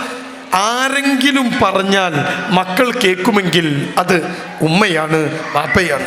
അവർ പറഞ്ഞാൽ കേൾക്കാത്തൊരു കുട്ടി നിങ്ങൾ കൊണ്ടുവന്നിട്ട് കാര്യമില്ല. അത് വളർത്തുമ്പോൾ ഉണ്ടാകുന്ന പ്രശ്നമാണ്. അവിടെയാണ് ഞാൻ അതിലേക്കാണ് വരുന്നത്. അപ്പം ഈ 2 കുട്ടികളോട് സംസാരിച്ചിട്ടും ഒരു വഴിയും കിട്ടാതെ 11:30 മണിക്ക് എൻ്റെ മുമ്പിൽ വന്ന രണ്ടാമത്തെ ഉമ്മയും ഉമ്മാമയും 1 മണിയാകുമ്പോൾ കരഞ്ഞുകൊണ്ടിറങ്ങിയോണ്ട് പോയി, കണ്ണീര് തുടച്ച്. 1 മണിയായി. അതിൻ്റെ ഇടയിൽ ലോറ് നിസ്കരിച്ച് ഞാൻ തിരിച്ചു വന്നപ്പോൾ 1:30 മണിയായി. ഈ ഇവരിൻ്റെ അടുത്തുനിന്ന് പോണത് 1:30 മണിക്കാണ്. ചോറ് തിന്നിട്ടില്ല, ഭക്ഷണം കഴിച്ചിട്ടില്ല. ഞാൻ രണ്ടാമത്തെ നിസ്കാരം കഴിഞ്ഞ് വന്നിരുന്നപ്പോൾ എന്നെ കാണാൻ 9:30 മണിക്ക് കണ്ണൂരിൽ നിന്ന് എത്തിയ 2 പേര് അവിടെ ഇരിക്കുന്നുണ്ട്. 3.5 മണിക്കൂറായിട്ട് ഇവർ എന്നെ കാത്തിരിക്കുക. ഞാൻ വന്ന് ഇരുന്നിട്ട് അവരോട് പറഞ്ഞു, ഏതായാലും ഭക്ഷണം ഞാൻ പിന്നെ കഴിച്ചോളാം, നിങ്ങൾ വാ, കുറേ നേരം അതിലെ കാത്തിക്കണ്, ഇരിക്കി. ഒരു ഭാര്യയും ഭർത്താവുമാണ് എന്നെ കാണാൻ വന്നത്. എനിക്കും ഒരു സന്തോഷം. കാരണം എന്താ, കുട്ടിയില്ലല്ലോ. ഒരു കുട്ടീനായിട്ട് വന്ന് അതിനോട് വർത്തമാനം പറഞ്ഞ് എൻ്റെ സമയം പിന്നെയും പോകും. അപ്പം ഞാൻ അങ്ങനെ സന്തോഷിച്ചു, കുട്ടിയില്ലല്ലോ. അതുകൊണ്ട് ഭാര്യയും ഭർത്താവുമല്ലേ, എന്തെങ്കിലും ഒന്നാക്കാം എന്ന് കരുതി അവരെ മുന്നിലിരുത്തിയിട്ട് ഞാൻ ചോദിച്ചു, പറയൂ, എന്താണ് എന്നെ കാണാൻ വന്നത്, എന്താ നിങ്ങളുടെ പ്രശ്നം എന്ന് ചോദിച്ചപ്പോൾ ഭാര്യ ഭർത്താവിനെ നോക്കുക, ഭർത്താവ് ഭാര്യനെ നോക്കുക, ഉത്തരമില്ല. രണ്ടാളും അങ്ങോട്ടും ഇങ്ങോട്ടും ഇങ്ങനെ നോക്കുക. ഞാൻ കുറച്ചു നേരം ഇങ്ങനെ കഴിഞ്ഞ് ഉത്തരം കിട്ടാതായപ്പോൾ ചോദ്യം പിന്നെയും ചോദിച്ചു, എന്ത് പറ്റി? അവർ പിന്നെ അങ്ങോട്ടും ഇങ്ങോട്ടും നോക്കുക. ഞാൻ ചോദിച്ചു, നിങ്ങൾക്ക് കണ്ണൂരിൽ നിന്ന് നോക്കിയാൽ പോരെ, നിങ്ങൾ ഇവിടെ വന്ന് 3.5 മണിക്കൂർ ഇരുന്ന് എൻ്റെ മുമ്പിൽ ഇരുന്നിരുന്നാണ് അങ്ങോട്ടും ഇങ്ങോട്ടും നോക്കണോ? അപ്പോഴാണ് ഭർത്താവ് പറഞ്ഞത്, സാറേ ഞങ്ങൾ ഒരു പ്രശ്നമായിട്ട് വന്നതാണ്. അപ്പം ഞാൻ പറഞ്ഞു യെസ്, പ്രശ്നം പറയൂ. അപ്പോൾ ആ ഭർത്താവ് പറഞ്ഞു അത് തീർന്നു. ഞാൻ ചോദിച്ചു അതെങ്ങനെ തീർന്നു? ഇവിടെ വന്നപ്പോഴേക്കാണ് തീരാൻ പറ്റുമോ പ്രശ്നം? ഇത്ര ദൂരെ എൻ്റെ അടുത്ത് 9:30 എത്തണമെങ്കിൽ അവർ 6 മണിക്ക് വീട്ടിൽ നിന്ന് ഇറങ്ങണം കണ്ണൂരിൽ നിന്ന്. ഈ പരശുരാം എക്സ്പ്രസ് 6:30 7 മണിക്കോ എങ്ങാണ്ടാണ് കണ്ണൂർ, 7:30 എങ്ങാണ്ട് കണ്ണൂരാ. അപ്പോൾ അവർ വീട്ടിൽ നിന്ന് ഇറങ്ങണം നേരത്തെ. ഇത്രയും നേരത്തെ എന്നെ കാണാൻ വരണമെങ്കിൽ ഒരു പ്രശ്നം ഉണ്ടാവുമല്ലോ. അപ്പം ഞാൻ ചോദിച്ചു പ്രശ്നം അങ്ങനെ തീരാൻ പറ്റൂല, നിങ്ങൾ പ്രശ്നം പറയും, തീർന്നോട്ടെ പറയും. അപ്പോൾ അയാൾ പറഞ്ഞു അല്ല സാറേ ഞങ്ങൾക്കിപ്പോൾ ഒന്നുമില്ല, ഒക്കെ തീർന്നു, ഞങ്ങൾ പോവാണ്, നിങ്ങൾ ചോറുന്നോളി. ഞാൻ പറഞ്ഞു ഞാൻ വിടൂല, പ്രശ്നം ഉണ്ടാക്കിയിട്ടേ വിടുള്ളൂ. അപ്പോൾ ഈ ഭർത്താവ് എന്നോട് പറഞ്ഞു സാറേ കല്യാണം കഴിഞ്ഞിട്ട് 8 കൊല്ലമായി, ഞാനും ഇവളും കൂടി കല്യാണം കഴിഞ്ഞിട്ട് 8 കൊല്ലമായി, ഞങ്ങൾ തമ്മിൽ ഒരു പ്രശ്നവുമില്ല, സുന്ദരമായി ജീവിക്കുന്നു, സന്തോഷമായി ജീവിക്കുന്നു, 2 പേർക്കും തമ്മിൽ ഒരു പ്രശ്നമില്ല. ഞാൻ ചോദിച്ചു പിന്നെ എന്താ നിങ്ങൾ പ്രശ്നം ഉണ്ടാക്കാൻ വന്നതാ? അപ്പോൾ അവർ പറഞ്ഞു ഒരു പ്രശ്നമുള്ളത്, ഞങ്ങൾക്ക് മക്കളില്ല. ഞങ്ങൾ ചികിത്സയ്ക്ക് പോയി നോക്കിയപ്പം ഡോക്ടർമാരൊക്കെ പറയണത് ഈ പെണ്ണിനാണ് കുഴപ്പം, ആണിനില്ല. അപ്പോൾ പെണ്ണിന് കുട്ടികൾ ഉണ്ടാവില്ല, കുത്തിവെച്ചാൽ പോലും ഗർഭിണിയാവാത്ത ഒരു പെണ്ണ്, ഈ പെണ്ണിന് കുട്ടികളുണ്ടാവില്ല. അപ്പോൾ ഈ കുട്ടികളുണ്ടാവില്ല എന്ന് ഡോക്ടർമാർ വിധി എഴുതിയപ്പോൾ ഇവർ തീരുമാനിച്ചു എന്നാൽ ഈ കുട്ടി വേണ്ട, ഞങ്ങൾക്ക് 2 കൂടി ജീവിക്കാൻ. അങ്ങനെ കുറച്ച് കഴിഞ്ഞപ്പോൾ ഈ പെണ്ണിന് ഭയങ്കര സങ്കടം. ഈ പെണ്ണ് ഇയാളോട് ഇങ്ങനെ പറയും എന്നെ കെട്ടിയിട്ട് നിങ്ങൾ കുടുങ്ങി, നിങ്ങൾക്കൊരു കുട്ടീനെ കിട്ടൂല. ഇയാൾക്ക് കുട്ടികളെ ഭയങ്കര ഇഷ്ടമാണ്, പെൺകുട്ടികളൊക്കെ ഭയങ്കര ഇഷ്ടമാണ് ഇയാൾക്ക്. അപ്പോൾ ഇയാളോട് ഈ പെണ്ണ് പറയും നിങ്ങൾക്ക് കുട്ടികളെ കിട്ടൂല, എന്നെ കെട്ടിയിട്ട് നിങ്ങൾ പെട്ടില്ലേ, അതുകൊണ്ട് നിങ്ങൾ എന്നെ ഒഴിവാക്കിയിട്ട് വേറെ കെട്ടിക്കോ, സുന്ദരമായി ജീവിക്കുന്ന ഒരു ഭാര്യയും ഭർത്താവും ഇതിങ്ങനെ പറയുമ്പോൾ ഒരു വെറുപ്പുണ്ടാവുമല്ലോ. അങ്ങനെ ഈ ഭർത്താവ് പറഞ്ഞു ഒരു കാര്യം ചെയ്യാം, നമുക്കൊരു കൗൺസിലിങ്ങിന് ചെന്നിട്ട് അയാളോടൊക്കെ ചോദിച്ചിട്ട് എന്താ ചെയ്യേണ്ടതെന്ന് തീരുമാനം എടുക്കാം. അതിനാണ് എന്നെ കാണാൻ വേണ്ടിയിട്ട് അവർ രാവിലെ തന്നെ എൻ്റെ അടുത്ത് എത്തിയത്. അപ്പോൾ ഇപ്പം എങ്ങനെ പ്രശ്നം തീർന്നത്? അപ്പോൾ അയാൾ പറയാണ് സാറെടുത്ത് രാവിലെ ഒരു ഉമ്മ വന്ന് ഒരു പെൺകുട്ടിനെയും കൊണ്ട് പൊട്ടിക്കരഞ്ഞുകൊണ്ടാണ് ആ ഉമ്മ ഇതിലാണ് പോയത്. രണ്ടാമതൊരു ഉമ്മാമിയും വന്ന്, ഞാൻ വന്ന് കരഞ്ഞുകൊണ്ടാണ് 2 ആളും ഇറങ്ങിപ്പോയത്. ഈ ഭർത്താവിൻ്റെ കൈ ഇങ്ങനെ പിടിച്ചിട്ട് പറഞ്ഞല്ലോ ഉമ്മ എടുത്ത കുട്ടികളെ ഞമ്മക്ക് വേണ്ടട്ടോ. രണ്ടാമത്തെ വാക്കെന്താ അറിയോ? പടച്ചോൻ ഞമ്മക്ക് തന്ന ഏറ്റവും വലിയ അനുഗ്രഹം ഈ മക്കളില്ലാത്തതായിരിക്കും. അതുകൊണ്ട് ഇനി പ്രശ്നം തീർന്ന്, ഇനി ഞാൻ മുണ്ടൂല, നിങ്ങളും മുണ്ടണ്ട, ഞമ്മക്ക് അടിച്ചു പൊളിച്ച് ജീവിക്കാം. ഇങ്ങനത്തെ ഒക്കെ കുട്ടികളെ എന്തിനു കിട്ടാനാ ഉണ്ടാ? അത് പറഞ്ഞ് ഇരുന്നപ്പോൾ ഞാനിങ്ങനെ അന്തം വിട്ടിരിക്കുക. പടച്ചോൻ ഇനിയിപ്പോൾ ഞാൻ എന്താ പറയുക? കുറച്ചു നേരം ഇങ്ങനെ അന്തം വിട്ടപ്പോഴേക്ക് അയാൾ എണീറ്റിട്ട് പറഞ്ഞു എന്നാൽ ഞങ്ങൾ പോട്ടെ സാർ, അടുത്ത ട്രെയിൻ കുറച്ച് നേരം കഴിഞ്ഞാൽ ട്രെയിനുണ്ട്, ഞങ്ങൾ പോട്ടെ. ഒക്കെ തീരുമാനമായി. ഇനി ഞാൻ നിങ്ങളോട് ചോദിക്കട്ടെ ഈ ചോദ്യം, ഒരു കുട്ടി കൂടി വേണം എന്ന് ആഗ്രഹമുള്ള ആരെങ്കിലും ഉണ്ടോ? ഇതിൽ നിലവിൽ കുട്ടികളുള്ളവർ ഉണ്ടോ? ആരെങ്കിലും ഉണ്ടോ? ഒരു കുട്ടിയും കൂടി വേണം എന്ന് തോന്നുന്നവർ ഉണ്ടോ? ഇല്ല. എന്താ നിങ്ങൾക്ക് തോന്നണേ? ഉള്ളത് എന്നെ മതിയായി, ഇതിനെങ്ങനെങ്കിലും ഒന്ന് പോറ്റി വളർത്തണം അല്ലേ? ഇതല്ലേ നിങ്ങൾക്ക് തോന്നല് അല്ലേ? ഇവിടെയാണ് എൻ്റെ പ്രിയമുള്ള ഉമ്മമാർ ചിന്തിക്കേണ്ടത്. എന്താണ് ഇന്നത്തെ പുതിയ തലമുറയിൽ ഈ മക്കളുമായി ബന്ധപ്പെട്ട്, പുതിയ തലമുറയുമായി ബന്ധപ്പെട്ട് ചെയ്യാൻ പറ്റുക? എങ്ങനെ നമുക്ക് ഇവരെ മുന്നോട്ട് കൊണ്ടുപോകാൻ പറ്റുക? ഈ ചിന്തയാണ് എൻ്റെ പ്രിയമുള്ള കുടുംബങ്ങളെ മുന്നോട്ട് നയിക്കേണ്ടത്. അതുകൊണ്ട് ഞാൻ തങ്ങളെത്തിയിട്ടുണ്ട്. ഞാനിങ്ങനെ ഈ പരത്തി പറയില്ലേ, ഞാൻ ചുരുക്കി പറഞ്ഞ് നിർത്തുകയാണ്. ഉദ്ഘാടനം ചെയ്യാനും തങ്ങൾക്ക് പോകാനൊക്കെ ഉണ്ടാവും. അതുകൊണ്ട് ഞാനും ചുരുക്കി പറഞ്ഞ് നിർത്തുകയാണ്. പ്രശ്നം എവിടെയാണ്? ഒരു കുടുംബത്തിൻ്റെ പ്രശ്നം എവിടെയാണ്? നിങ്ങൾ ചിന്തിച്ച് നോക്കൂ. ഇന്നത്തെ മക്കളെക്കുറിച്ച് ഒരു ഉമ്മയും ബാപ്പയും എന്നെ കാണാൻ വേണ്ടി വരുന്നു. ഒരു ഉമ്മയും ബാപ്പയും. ആ ഉമ്മാക്ക് 47 വയസ്സ് പ്രായമുണ്ട് ഉമ്മാക്ക്. ബാപ്പാക്ക് 54 വയസ്സ് പ്രായമുണ്ട്. നരച്ച ബാപ്പയാണ്. ഉമ്മാക്ക് നിരക്കെ വന്നിന്. ഒരു പർദ്ദയൊക്കെ ഇട്ട് മക്കനെയൊക്കെ ഇട്ട് നല്ലൊരു ഉമ്മ, ഒരു നല്ല അടിപൊളി കണ്ടാൽ തന്നെ ഈമ ഉള്ളൊരു ബാപ്പ. എന്നെ കാണാൻ വേണ്ടി ഇവർ 2 പേരും കൂടി വരിക. എൻ്റെ മുമ്പിൽ ഇരുന്നപ്പോൾ ഞാൻ ചോദിച്ചു കൂടെ ആരാ വന്നത്? അവർ പറഞ്ഞു ഞങ്ങൾ മാത്രമേ വന്നിട്ടുള്ളൂ. എന്താ പറ്റിയതെന്ന് ചോദിച്ചപ്പോൾ പറഞ്ഞെന്താണെന്നറിയോ? എനിക്കൊരു മോനുണ്ട്, ഒരൊറ്റ മോനേ ഉള്ളൂ. 2 പെൺകുട്ടികളും ഒരു ആൺകുട്ടിയും. എൻ്റെ മകൻ അവൻ SLC പരീക്ഷയ്ക്ക് കഷ്ടപ്പെട്ട് പഠിച്ചു. വലിയ പഠിപ്പിച്ചിട്ടൊന്നുമല്ല, കഷ്ടപ്പെട്ട് പഠിച്ചിട്ട് ഫുൾ A+ വാങ്ങി. കഷ്ടപ്പെട്ട് പഠിച്ച് +2 A+ വാങ്ങി. അവൻ എൻജിനീയറിങ്ങിൻ്റെ എൻട്രൻസ് എഴുതിയിട്ട് കഷ്ടപ്പെട്ട് എൻജിനീയറിങ് കിട്ടി. ഇവൻ്റെ ആഗ്രഹമായിരുന്നു എൻജിനീയറിങ്ങിന് പോകണമെന്ന്. അവൻ കഷ്ടപ്പെട്ട് എൻജിനീയറിങ്ങിന് പഠിച്ച് 18 വയസ്സിൽ എൻജിനീയറിങ് കോളേജിൽ ചേർത്തി. ദൂരെയുള്ള കോളേജാണ്. 22 വയസ്സിൽ ഇവൻ 4 കൊല്ലം കൊണ്ട് എഞ്ചിനീയറിങ് കഴിഞ്ഞ് തിരിച്ചു വന്നു വീട്ടിലേക്ക്. 4 കൊല്ലം ഹോസ്റ്റലിൽ ജീവിച്ച് അവൻ വീട്ടിലേക്ക് തിരിച്ചു വരിക. ഉമ്മ സന്തോഷത്തിൽ നിൽക്കുക, എൻ്റെ കുട്ടി തിരിച്ചു വന്നല്ലോ. ഇവൻ തിരിച്ചു വന്നു. പഠിച്ചത് കമ്പ്യൂട്ടർ എഞ്ചിനീയറിംഗാണ്.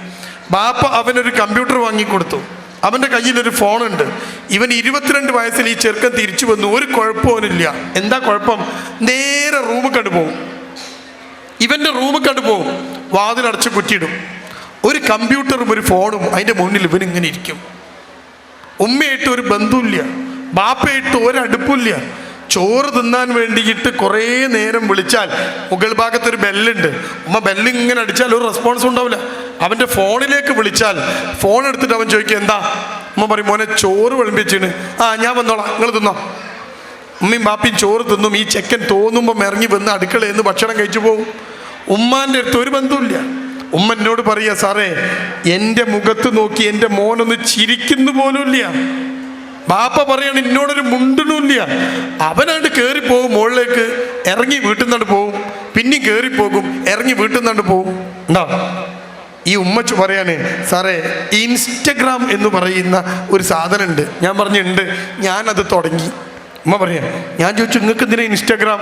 എൻ്റെ മോൻ ചിരിക്കുന്നത് കാണണമെങ്കിൽ ഇൻസ്റ്റഗ്രാമിലെ ഫോട്ടോ നോക്കണം. ഉമ്മാൻ്റെ മുഖത്ത് നോക്കിയിട്ട് അവൻ ചിരിക്കാറില്ല, ബാപ്പാൻ്റെ മുഖത്ത് നോക്കി വർത്താനം പറയാറില്ല. ഉമ്മ ചോദിക്കുക, എന്തിനാ സാറേ ഇങ്ങനത്തെ ഒരു കുട്ടി നമുക്ക്? ഇവൻ എന്തിനാ നമ്മൾ പോറ്റി? ഞങ്ങൾ എന്താ ചെയ്യുക? ഇനി ഈ ഇരിക്കുന്ന ഈ കുടുംബ സംഗമത്തിൽ പങ്കെടുക്കുന്ന നിങ്ങൾ ചിന്തിച്ചു നോക്ക്, നമ്മുടെ മക്കളെ സ്ഥിതി എന്താ? എല്ലാവർക്കും ഒരു റൂം നമ്മൾ ഉണ്ടാക്കി കൊടുത്തിട്ടുണ്ട്. ആൺകുട്ടിൻ്റെ സ്ഥിതി എന്താ? അവൻ എല്ലാ സൗകര്യവും ഉണ്ട്, പഠിക്കണ്ട. ഓൻ്റെ മനസ്സിൽ ബിസിനസ്സാണ്, പൈസ ഉണ്ടാക്കല, അല്ലേ? പഠിക്കണ്ട, അത് പഠിച്ചിട്ട് കാര്യമില്ലമ്മ. എന്നിട്ട് എന്തോ ഒരു കോലത്തിൽ മുടിയും വെട്ടാതെ കുറേ കൊറിയൻ പാൻറ്റും ജീൻസും ഒക്കെ ഇട്ട് ഓങ്ങ നടക്കണം. നമുക്കൊരു റേഞ്ചുമില്ല. പെൺകുട്ടിൻ്റെ അവസ്ഥ എന്താ? ഞാൻ പഠിപ്പിക്കുന്ന കോളേജിൽ പോലും, ഭൂരിപക്ഷ മുസ്ലിങ്ങളുള്ള കോളേജിൽ പോലും ചുണ്ട് ചോപ്പിച്ച് കണ്ണ് വാലിട്ടെഴുതി അനിസ്ലാമിക വസ്ത്രം ധരിക്കുന്നവർ എത്ര ആൾക്കാരും നിങ്ങൾ ചിന്തിച്ചോ? ഈ കുടുംബ സംഗമത്തിൽ നിങ്ങളുടെ കൂടെ ഇരിക്കുന്ന പ്രായം തികഞ്ഞ നിങ്ങളുടെ പെൺകുട്ടിക്ക് നോക്ക്. റസൂൽ സല്ലല്ലാഹു അലൈഹി വസല്ലമ ചുണ്ട് ചോപ്പിക്കുന്ന, കണ്ണ് വാലിട്ടെഴുതുന്ന, മുഖം മിനുക്കുന്ന, വസ്ത്രം ഇടുങ്ങിയത് ധരിക്കുന്ന പെണ്ണിനെ വിളിച്ച പേര് വ്യഭിചാരിണി എന്നാണ്, വേശ്യ എന്നാണ്. റസൂല് വിളിച്ച പേരാണ്, റസൂൽ സല്ലല്ലാഹു അലൈഹി വസല്ലം, ഞാനല്ല. അല്ലേ? നമ്മുടെ കുട്ടി എങ്ങനെയാ നടക്കണത്? എങ്ങനെയാ? നിങ്ങൾ ചിന്തിച്ചു നോക്ക്. ഓളിട്ട ഡ്രസ്സ് എന്താ? ആരാണ് ഈ ചുണ്ട് ചോപ്പിക്കുന്ന സംസ്കാരം ഇസ്ലാമൊക്കെ കൊണ്ടുവന്നത്? ഇത് കൊറിയനാ. കുട്ടി കൊറിയൻ സീരീസ് കണ്ട് കുട്ടി ചുണ്ട് ചോപ്പിക്കാൻ തുടങ്ങിയതാ. ആരാണ് ഈ സംസ്കാരം ഇസ്ലാമൊക്കെ കൊണ്ടുവന്നത്? വീടിൻ്റെ പുറത്തിറങ്ങുമ്പം ഇങ്ങനെ ഒരുങ്ങി അന്യ പുരുഷനെ വ്യഭിചാരത്തിലേക്ക് നയിക്കുന്ന രൂപത്തിൽ നടക്കാൻ പറ്റിയത് എന്താ നമ്മൾ ചെയ്യുക? ഉമ്മമാരൊക്കെ നല്ല പർദ്ദൊക്കെ ഇട്ട് മക്കനൊക്കെ ഇട്ട് അടിപൊളി. കുട്ടിയോ പെരുന്നാളിൻ്റെ അന്ന് ഡ്രസ്സ് എടുക്കാൻ മിഠായി തെരുവ് പോയപ്പോൾ നിങ്ങൾക്ക് കാണാം, പർദ്ദ ഇട്ടാണ്ട് മൂടി പുതച്ചൊരു ഉമ്മാമ മുന്നിൽ നടക്കുന്നുണ്ടാവും, അല്ലേ? ഒരു ചുരിദാറൊക്കെ ഇട്ട് മക്കനിട്ട് ഉമ്മ ബാക്കിൽ നടക്കുന്നുണ്ടാവും. ഉമ്മാമയിൽ നിന്ന് ഉമ്മയൊക്കെ എത്തിയപ്പോൾ കുറച്ചൊക്കെ ഒരു മാറ്റമുണ്ട്. ഈ ഉമ്മൻ്റെ മോള് ഇട്ട് കൊടുത്തും ഇല്ലാതെ ബാക്കിൽ നടക്കുന്നുണ്ടാവും. മൂന്നാമത്തെ തലമുറ. ഇനി അതിൻ്റെ കുട്ടി ഉടുക്കുമെന്ന് പഠിച്ചോനറിയാം. ഇപ്പം തന്നെ കൈ പൊന്തിച്ചാൽ പള്ള കാണുന്ന ഡ്രസ്സാണല്ലോ കോളേജിലൊക്കെ ഫാഷൻ. നമ്മളെ കുട്ടി ഫാഷൻ്റെ പിറകെ പോവാണ്. നമ്മുടെ കുട്ടിക്ക് ഇസ്ലാം വേണ്ട. നിങ്ങൾ ആരെങ്കിലും ചിന്തിച്ചോ ഈ കുട്ടി നിങ്ങൾ എന്തിനാ പോറ്റണെന്ന്?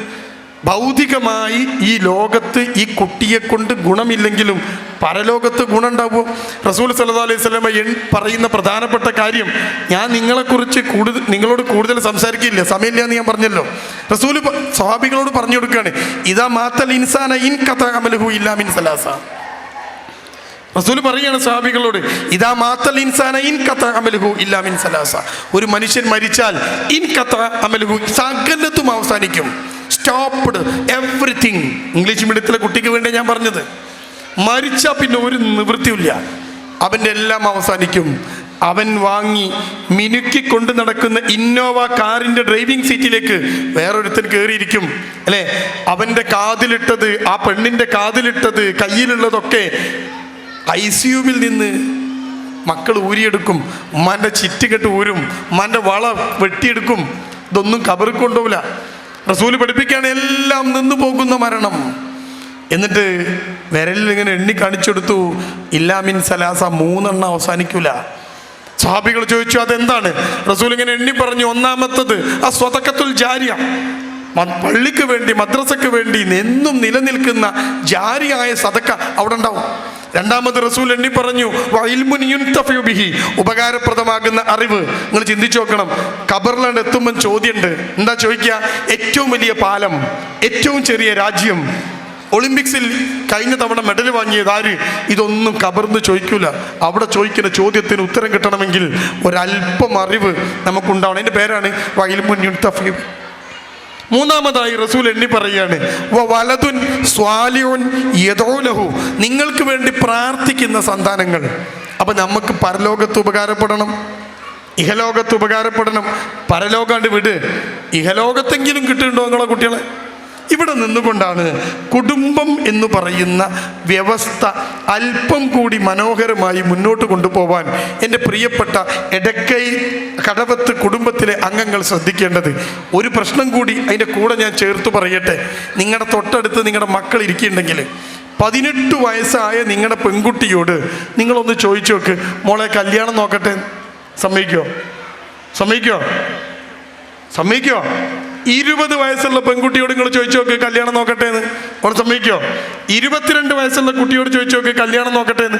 കുട്ടി പറയും കല്യാണം കഴിക്കാൻ പറ്റൂല, PG കഴിയട്ടെ, ഡിഗ്രി കഴിയട്ടെ, PhD കഴിയട്ടെ. വിവാഹം എന്ന് പറയുന്നതിനോട് മുഖം തിരിഞ്ഞിരിക്കുന്നു പെൺകുട്ടികൾ. ഇനി ആൺകുട്ടിനോട് ചോദിച്ചു നോക്ക്, 30 വയസ്സായിട്ടും കല്യാണം കഴിക്കാത്ത എത്രയോ ആൺകുട്ടികൾ സാമ്പത്തികമായും നല്ല തറവാടുകൾക്കകത്ത് ഇപ്പോഴും ഉണ്ട്. ഈ ചെക്കന്മാരെ കൊണ്ടുവരുമ്പോൾ ഞാൻ ചോദിക്കുക എന്താ കല്യാണം കഴിക്കാത്ത? ഉടൻ ചെക്കൻ പറയാം കുറച്ച് കാലം ഞാൻ ഇങ്ങനെ ഫ്രീ ആയിട്ട് നടക്കട്ടെ. അതിനൊരു പേരുണ്ട്, സോളോ. അവൻ പറയാ സോളോ ട്രിപ്പ്. ബുള്ളറ്റുമ്മൽ കാശ്മീർക്ക് പോവുക, ബുള്ളറ്റുമ്മൽ ഊട്ടിക്ക് പോവുക ഒറ്റയ്ക്ക്. എന്നിട്ട് ഇങ്ങനെ ഒരു മൊബൈലും വെച്ചിട്ട് അത് കുറേ വീഡിയോ ആക്കുക. ഇതിൻ്റെ പേരാണ് സോളോ ട്രിപ്പ്. ആൺകുട്ടിക്കും കല്യാണം വേണ്ട, പെൺകുട്ടിക്കും കല്യാണം വേണ്ട, ഇനിയിപ്പോൾ മക്കളും ഉണ്ടാവില്ല. ഇങ്ങനത്തെ ഒരു അവസ്ഥയിൽ നിന്നുകൊണ്ട് കുടുംബം എന്ന ആശയത്തെക്കുറിച്ച് അല്പം ഉറക്കെ ചിന്തിക്കണം. ഞാൻ ചുരുക്കി പറഞ്ഞ് അവസാനിപ്പിക്കുകയാണ്. എന്താണ് ഈ കുടുംബം? ഞാൻ പറഞ്ഞല്ലോ സമയമില്ലാത്തതുകൊണ്ട് ഞാൻ ചുരുക്കുകയാണ്. എൻ്റെ മുമ്പിലിരിക്കുന്ന പ്രിയപ്പെട്ടവർ ചിന്തിക്കണം, 3 ബന്ധങ്ങൾ ചേർന്നാലാണ് കുടുംബമാവുക. 3 ബന്ധങ്ങൾ ചേരണം, അതിൻ്റെ പേരാ കുടുംബം. ഈ 3 ബന്ധങ്ങൾ ഇങ്ങനെ ചേർത്ത് വെച്ചാൽ മാത്രമേ കുടുംബമുള്ളൂ. ഏതാണ് ആ 3 ബന്ധങ്ങൾ? അത് മാത്രം പറഞ്ഞ് ഞാൻ അവസാനിപ്പിക്കുക. ഒന്നാമത്തെ ബന്ധത്തിൻ്റെ പേരാണ് ശാരീരിക ബന്ധം. കുടുംബ ബന്ധത്തിൻ്റെ 3 ബന്ധങ്ങളിൽ ഒന്നിൻ്റെ പേരാണ് ശാരീരിക ബന്ധം. രണ്ടാമത്തെ ബന്ധത്തിൻ്റെ പേരാണ് മാനസിക ബന്ധം. മൂന്നാമത്തെ ബന്ധത്തിൻ്റെ പേരാണ് ആത്മബന്ധം. ഇനി നിങ്ങൾ ചിന്തിക്കണം, നിങ്ങളുടെ കുടുംബത്തിൽ ഇത് 3 ബന്ധങ്ങളും ഉണ്ടോ? ശാരീരിക ബന്ധമുണ്ടോ? മാനസിക ബന്ധമുണ്ടോ? ആത്മബന്ധമുണ്ടോ? ആരെക്കുറിച്ചാണ് പറയണത്? ഒരു കുടുംബത്തെക്കുറിച്ചാണ് പറയണത്. ഭാര്യ, ഭർത്താവ്, മക്കൾ, ഉപ്പ, ഉമ്മ, ഇവർ ചേർന്ന ഒരു കുടുംബത്തിനകത്ത് ഞാൻ ഈ പറഞ്ഞതുണ്ടോ? ഭാര്യയും ഭർത്താവും തമ്മിൽ ഒരു ശാരീരിക ബന്ധം വേണം. മക്കളും മാതാപിതാക്കളും തമ്മിൽ ശാരീരിക ബന്ധം വേണം.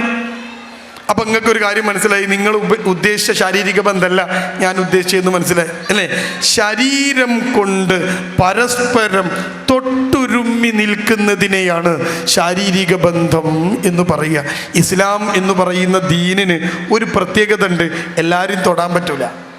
ഒരു ആണിന് എല്ലാ പെണ്ണിനും തൊടാൻ പറ്റൂല, ഒരു പെണ്ണിന് എല്ലാ ആണിനും തൊടാൻ പറ്റൂല. ആരെ തൊടാം? നമുക്ക് കൃത്യമായ നിർദ്ദേശമുണ്ട്, ഹറാമും ഹലാലുമുണ്ട്. തൊടാൻ പറ്റുന്നവർ കുടുംബത്തിനകത്ത് മാത്രമേ ഉള്ളൂ അല്ലേ? ഒരു പെണ്ണിന് ആങ്ങളയെ തൊടാം, ബാപ്പയെ തൊടാം, ഭർത്താവിനെ തൊടാം, മകനെ തൊടാം. അതിൻ്റെ അപ്പുറത്തേക്ക് വല്ലാതെ തൊടലും കളിക്കലൊന്നുമില്ല. ഈ തൊട്ടുരുമ്മി ഇരിക്കാനുള്ള ബന്ധമുള്ളത് കുടുംബത്തിനകത്താണ്. ഞാൻ ചോദിക്കട്ടെ, നമ്മുടെ മക്കളെ കെട്ടിപ്പിടിക്കാറുണ്ടോ? ഉമ്മ വെക്കണ്ടോ? നമ്മുടെ ആണുങ്ങൾ ആരെങ്കിലും ഇത് ചെയ്യാറുണ്ടോ? പെണ്ണുങ്ങൾ ചെയ്യാറുണ്ടോ? പെരുന്നാൾ കഴിഞ്ഞപ്പോൾ എല്ലാവരും പള്ളിയിൽ പോയി, ഈദ്ഗാഹ് പോയി, പള്ളിയിൽ പോയി നിസ്കരിച്ചു, പെരുന്നാൾ നിസ്കരിച്ചു. എന്നിട്ടോ അങ്ങോട്ട് എണീറ്റിട്ട് തൊട്ടടുത്തുള്ള ആളെ കെട്ടിപ്പിടിച്ചു. എന്നിട്ട് പറഞ്ഞു തഖബ്ബലല്ലാഹു മിന്നാ വ മിൻകും. എല്ലാവരും കെട്ടിപ്പിടിച്ചിട്ട് പ്രാർത്ഥിച്ചു. എന്നിട്ട് ഇയാൾ വീട്ടിൽ കണ്ട് ചെന്നു. ഞാൻ ചോദിക്കട്ടെ, മക്കളെ കെട്ടിപ്പിടിച്ചോ? ഇയാൾ വീട്ടിൽ ചെന്നിട്ട് മോനെ പിടിച്ചിട്ട് തെക്കപ്പല്ലാവും മിന്നാവാം എനിക്ക് ഒരു ഉമ്മ കൊടുത്തോ? മോളെ പിടിച്ചോ? ഭാര്യയെ പിടിച്ചോ? ആരും തൊട്ടില്ല അല്ലേ? ഒരു തൊടലുമില്ല. എൻ്റെ മുമ്പിലിരിക്കുന്ന ആണുങ്ങൾ കുറവാ. ആണുങ്ങൾ ചിന്തിക്കണം, നമ്മുടെ ജീവിതത്തിൻ്റെ അവസ്ഥ ഇപ്പം എന്താ? കുട്ടികളെ മാത്രം കുറ്റം പറഞ്ഞിട്ട് കാര്യമുണ്ടോ? ബാപ്പാരെങ്ങനെ വരിക? രാത്രി വീട്ടിൽ കണ്ട് വരും, ഡ്രസ്സ് അയച്ച് വെച്ച് നേരെ ബാത്റൂമിലേക്ക് കയറും, കുളിച്ചിട്ട് നേരെ പുറത്തേക്ക് വരും, ഫോൺ ഇങ്ങോട്ട് എടുക്കും, കൊലായിക്കണ്ട് പോവും, ഒരു കാല് മേപ്പെട്ട് കയറ്റി വെച്ച് ഈ ഫോണ് തോണ്ടാൻ തുടങ്ങും. ഇതല്ലേ നമ്മളെ വീട്ടിലെ ബാപ്പ? എന്നിട്ട് ഇടയ്ക്ക് ഭാര്യ വന്നാണ്ട് നോക്കിയാണ് നിങ്ങൾ ഉണ്ടരുത്. മക്കൾ വന്നാണ്ട് ബാപ്പ പോടാ അവിടുന്ന്. ഇതാ ബാപ്പ ഫുൾ ടൈം ഫോണ്. ഇയാളെ വാട്സപ്പും ഫേസ്ബുക്കും, കാരണം പണിക്ക് പോയ സ്ഥലത്ത് നിന്ന് ഫോൺ ഉപയോഗിക്കാൻ പറ്റൂല. ഇനി പെണ്ണുങ്ങളെ സ്ഥിതി എന്താ? ഒരു കാലത്ത് സീരിയലിൻ്റെ ബാക്കിലായിരുന്നു പെണ്ണുങ്ങൾ. ആ സീരിയലൊക്കെ കുറച്ച് കാലം കഴിഞ്ഞപ്പോൾ മനസ്സിലായി ഇത് പറ്റൂല. ഇപ്പം സീരിയൽ തിരിച്ചു വന്നു, അതിൻ്റെ പേര് സീരീസ് എന്നാണ്. ഇതും കണ്ടാണ്ട് കുറേ പെണ്ണുങ്ങൾ പോരയിൽ, മക്കളെ കയ്യിലൊക്കെ ഓരോ ഫോണ്. ഒരു തോണ്ടി കുടുംബം. ഈ പരസ്പരം തൊടാൻ ആർക്കും സമയമില്ല. എങ്ങനെയാ നമ്മുടെ കുടുംബം കുടുംബമാവുക? അതാ ഞാൻ പറഞ്ഞത്, ഒന്നാമത്തെ ബന്ധത്തിൻ്റെ പേരാണ് ശാരീരിക ബന്ധം. ഇനി ഭാര്യാഭർത്തൃ ബന്ധത്തെക്കുറിച്ച് ഞാൻ ഈ എല്ലാവരും കൂടി ഇരിക്കുന്നതുകൊണ്ട് ഞാൻ കൂടുതൽ പറയില്ല. ആണുങ്ങൾ 30 വയസ്സും 40 വയസ്സും 50 വയസ്സും ചില 60 വയസ്സുള്ളവരുമൊക്കെ അവരുടെ കയ്യിൽ ഫോണാ. എന്നിട്ട് ഈ ഫോണിൽ ഇങ്ങനെ ഇരുന്ന് വൃത്തികേടുകൾ കാണുകയാണ്, വേണ്ടാത്തരം കാണുകയാണ്. നിങ്ങൾ വിചാരിക്കും ഞങ്ങളെ കുടുംബത്തിൽ ആരും ഇല്ലാന്ന്. ഇഷ്ടം പോലെ ആൾക്കാർ ഇതിലുണ്ട്. 30, 40, 50 വയസ്സുള്ളവർ നാട്ടിലെ മുഴുവൻ പെണ്ണിൻ്റെയും നഗ്നത കാണുകയാണ്. എന്നിട്ട് സ്വന്തം പെണ്ണുങ്ങളെടുത്ത് വന്നിട്ട് പെണ്ണിനോടൊരു താല്പര്യം തോന്നില്ല. എന്നിട്ട് കൗൺസിലിങ്ങിന് വന്ന് പെണ്ണുങ്ങൾ പറയാണ്, എന്താണെന്നറിയില്ല സാറേ, കുറച്ച് കാലമായിട്ട് എന്നോടൊരു താല്പര്യമില്ല. എന്താ കാരണം? മൂപ്പര് കാണുന്നത് അമേരിക്കയിലും റഷ്യയിലും ഒക്കെ ചെറിയ ചെറിയ പെൺകുട്ടികളെ. ഇങ്ങളെ ഈ തള്ളൻ്റെ അടുത്തേക്ക് വരുമ്പോൾ അവർക്ക് എന്ത് താല്പര്യം തോന്നുക? സ്വന്തം ഭാര്യയോട് ശാരീരികമായി അടുക്കാൻ കഴിയാത്ത തരത്തിൽ ഇവരുടെ മൊബൈൽ ഉപയോഗം മാറുകയാണ്. എന്നിട്ട് നിസ്കരിക്കും, നോമ്പോൽക്കൊക്കെ ചെയ്യും. നിങ്ങളുടെ വിരലുകൾ തിരഞ്ഞതെന്തെന്ന് നാളെ അള്ളാഹ് നിങ്ങളെ മുമ്പ് കൊണ്ടുവരും. നമ്മളത് ഓർക്കാറില്ല അല്ലേ? ഇതാണ് ആണുങ്ങളവസ്ഥ. വീടിൻ്റെ അകത്തെ ഞാൻ പറഞ്ഞല്ലോ ശാരീരിക ബന്ധത്തിൻ്റെ അവസ്ഥ ഇതാ. മക്കളെ ചേർത്ത് പിടിക്കാൻ മറന്നുപോയവർ, മക്കളെ ഒന്ന് തൊടാൻ സമയം കിട്ടാത്തവർ, മൊബൈൽ ഫോണും അവരുടെ സോഷ്യൽ മീഡിയ ഒക്കെ ആയിട്ട് ഇങ്ങനെ ജീവിക്കുന്നവർ, രാഷ്ട്രീയക്കാരൊക്കെ ഉണ്ടാവും ഇതിൽ അല്ലേ? എത്ര ഗ്രൂപ്പ് ഉണ്ട് നിങ്ങളെ ഫോണിൽ? നിങ്ങൾ ആലോചിച്ച് നോക്കിയാൽ പഞ്ചായത്ത് കമ്മിറ്റി, ജില്ലാ കമ്മിറ്റി അല്ലേ, സ്റ്റേറ്റ് കമ്മിറ്റി, പിന്നെ വേറെ കമ്മിറ്റി, ആ കമ്മിറ്റി ഇതൊക്കെ കൂടി നോക്കും. ഇതിൻ്റെ ഒക്കെ അഡ്മിൻ നമ്മളാ കുടുംബത്തിൻ്റെ അഡ്മിനോ? ഇതിന് വേറെ ആളെ വെക്കേണ്ടി വരും അല്ലേ? അപ്പം നിങ്ങൾ ചിന്തിക്കണം എന്താണ് നമ്മുടെ കുടുംബത്തിൻ്റെ അവസ്ഥ എന്ന്. ഇനി വയസ്സായ ആൾക്കാരെ കുറിച്ച് നിങ്ങൾ ആലോചിച്ച് നോക്ക്. ഈ വയസ്സായവർക്കൊക്കെ എന്താ വേണ്ടി? കുറച്ച് പൈസ കൊടുത്തിട്ട് കാര്യമുണ്ടോ? ഉണ്ടോ? ഒരു ബാപ്പ, കോഴിക്കോടുള്ള ഒരു ബാപ്പ, ആ ബാപ്പ 5 മക്കളുണ്ട് ബാപ്പക്ക്.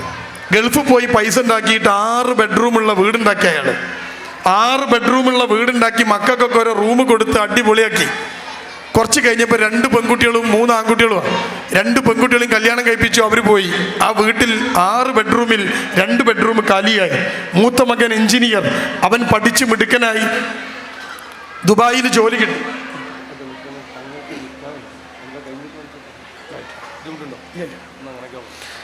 ഉദ്ഘാടനത്തിന് വേണ്ടി നമ്മളൊരു 5 മിനിറ്റ് ബ്രേക്ക് എടുക്കുന്നു. തങ്ങൾക്ക് അല്പം തിരക്കുള്ളത് കൊണ്ട് ഉദ്ഘാടനം കഴിഞ്ഞ് ബാക്കി ഞാൻ അല്പനേരം കൂടി പറഞ്ഞ് അവസാനിപ്പിക്കാം. ഇൻഷാ അല്ലാഹ്. അസ്സലാമു അലൈക്കും.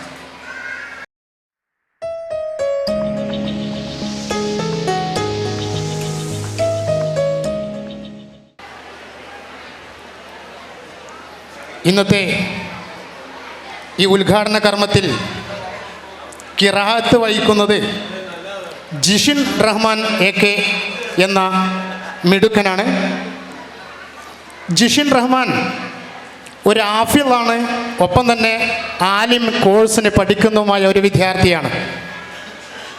ഇടയ്ക്ക് കടവത്ത് AK മമ്മത്തൻ എന്ന നമ്മുടെ ഒരു പിതാമഹൻ്റെ പേരമകനാണ് നമ്മുടെ മിടുക്കനായ ഈ ആഫിൽ അവർകൾ. അദ്ദേഹം ഇന്ന് നമ്മോടൊപ്പമില്ല. പരേതനായ നമ്മുടെ ആ വല്യുപ്പ AK മമ്മത്തൻ അവർകളെയും നമ്മളെയും ഏവരെയും ഒരുമിച്ച് സ്വർഗത്തിൽ അള്ളാഹു സുബ്ഹാനഹു വ തആല ഒരുമിച്ച് കൂട്ടട്ടെ എന്ന് പ്രാർത്ഥിക്കുന്നു. AK മമ്മത്തൻ എന്ന അവരുടെ മകനായ അബ്ദുറഹിമാൻ AK എന്നവരുടെ മകനുമായ ജുനൈസ് എന്ന വ്യക്തിയുടെ മകനാണ് ഈ മിടുക്കനായ ആഫിദും ആലിം കോഴ്സിന് പഠിക്കുന്ന ജിഷിൻ റഹ്മാൻ. ജിഷിൻ റഹ്മാൻ ഈ ഖിറാഅത്തിന് വേണ്ടി ഈ വേദിയിലേക്ക് കടന്നു വരണമെന്ന് അഭ്യർത്ഥിക്കുന്നു. ഒപ്പം തന്നെ നമ്മുടെ ഇന്നത്തെ AK കുടുംബ സംഗമത്തിൻ്റെ ചരിത്ര അവതരണം നടപ്പിലാക്കുന്നത് AK മുഹമ്മദ് അലി അവർകളാണ്.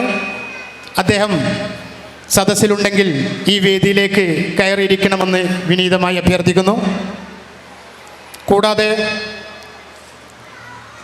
ഈ സംഘാടന സമിതിയുടെ രക്ഷാധികാരിയായി AK ഭാവ, AK ഫസലുർ റഹ്മാൻ, AK ബാപ്പു കൊളത്തറ, എടക്കഴിക്കൽ ബാപ്പു എന്നീ 4 രക്ഷാധികാരികളാണ് നമ്മുടെ ഈ AK കുടുംബ സംഗമത്തിലുള്ളത്. അവർ ആരെങ്കിലും സദസ്സിലുണ്ടെങ്കിൽ അവരെയും വിനീതമായി ഈ സ്റ്റേജിലേക്ക് സ്വാഗതം ചെയ്യുകയാണ്.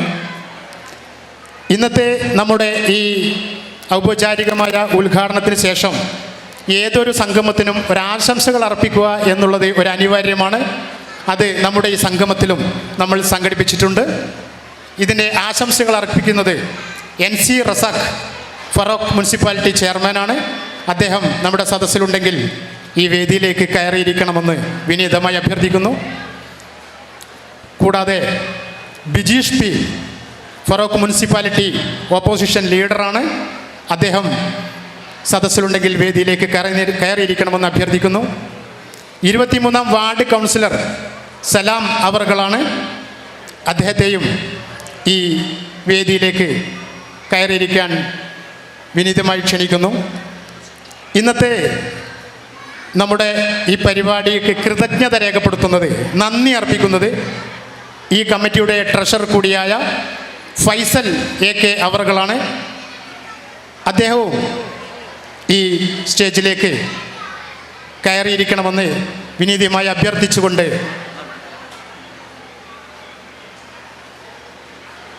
ഒപ്പം തന്നെ സലാം ചേലാമ്പ്ര എന്ന വ്യക്തി നമ്മുടെ സദസ്സിലുണ്ടെങ്കിൽ ഈ വേദിയിലേക്ക് കയറിയിരിക്കണമെന്ന് അഭ്യർത്ഥിച്ചുകൊണ്ട് നമ്മുടെ ഈ സംഗമത്തിൻ്റെ ഔപചാരികമായ ഉദ്ഘാടന കർമ്മം നിർവഹിക്കാൻ വളരെ ആദരണീയനും പ്രിയങ്കരനുമായ നമ്മുടെ തങ്ങളവറുകളെ സാദരം ക്ഷണിക്കുന്നതിന് മുമ്പായിട്ട് നമ്മുടെ ഖിറാഅത്തിന് വേണ്ടി ആഫിൽ ആയ ആലിം കോഴ്സിന് പഠിക്കുന്ന മിടുക്കനായ ജിഷിൻ റഹ്മാനെ ക്ഷണിക്കുന്നു.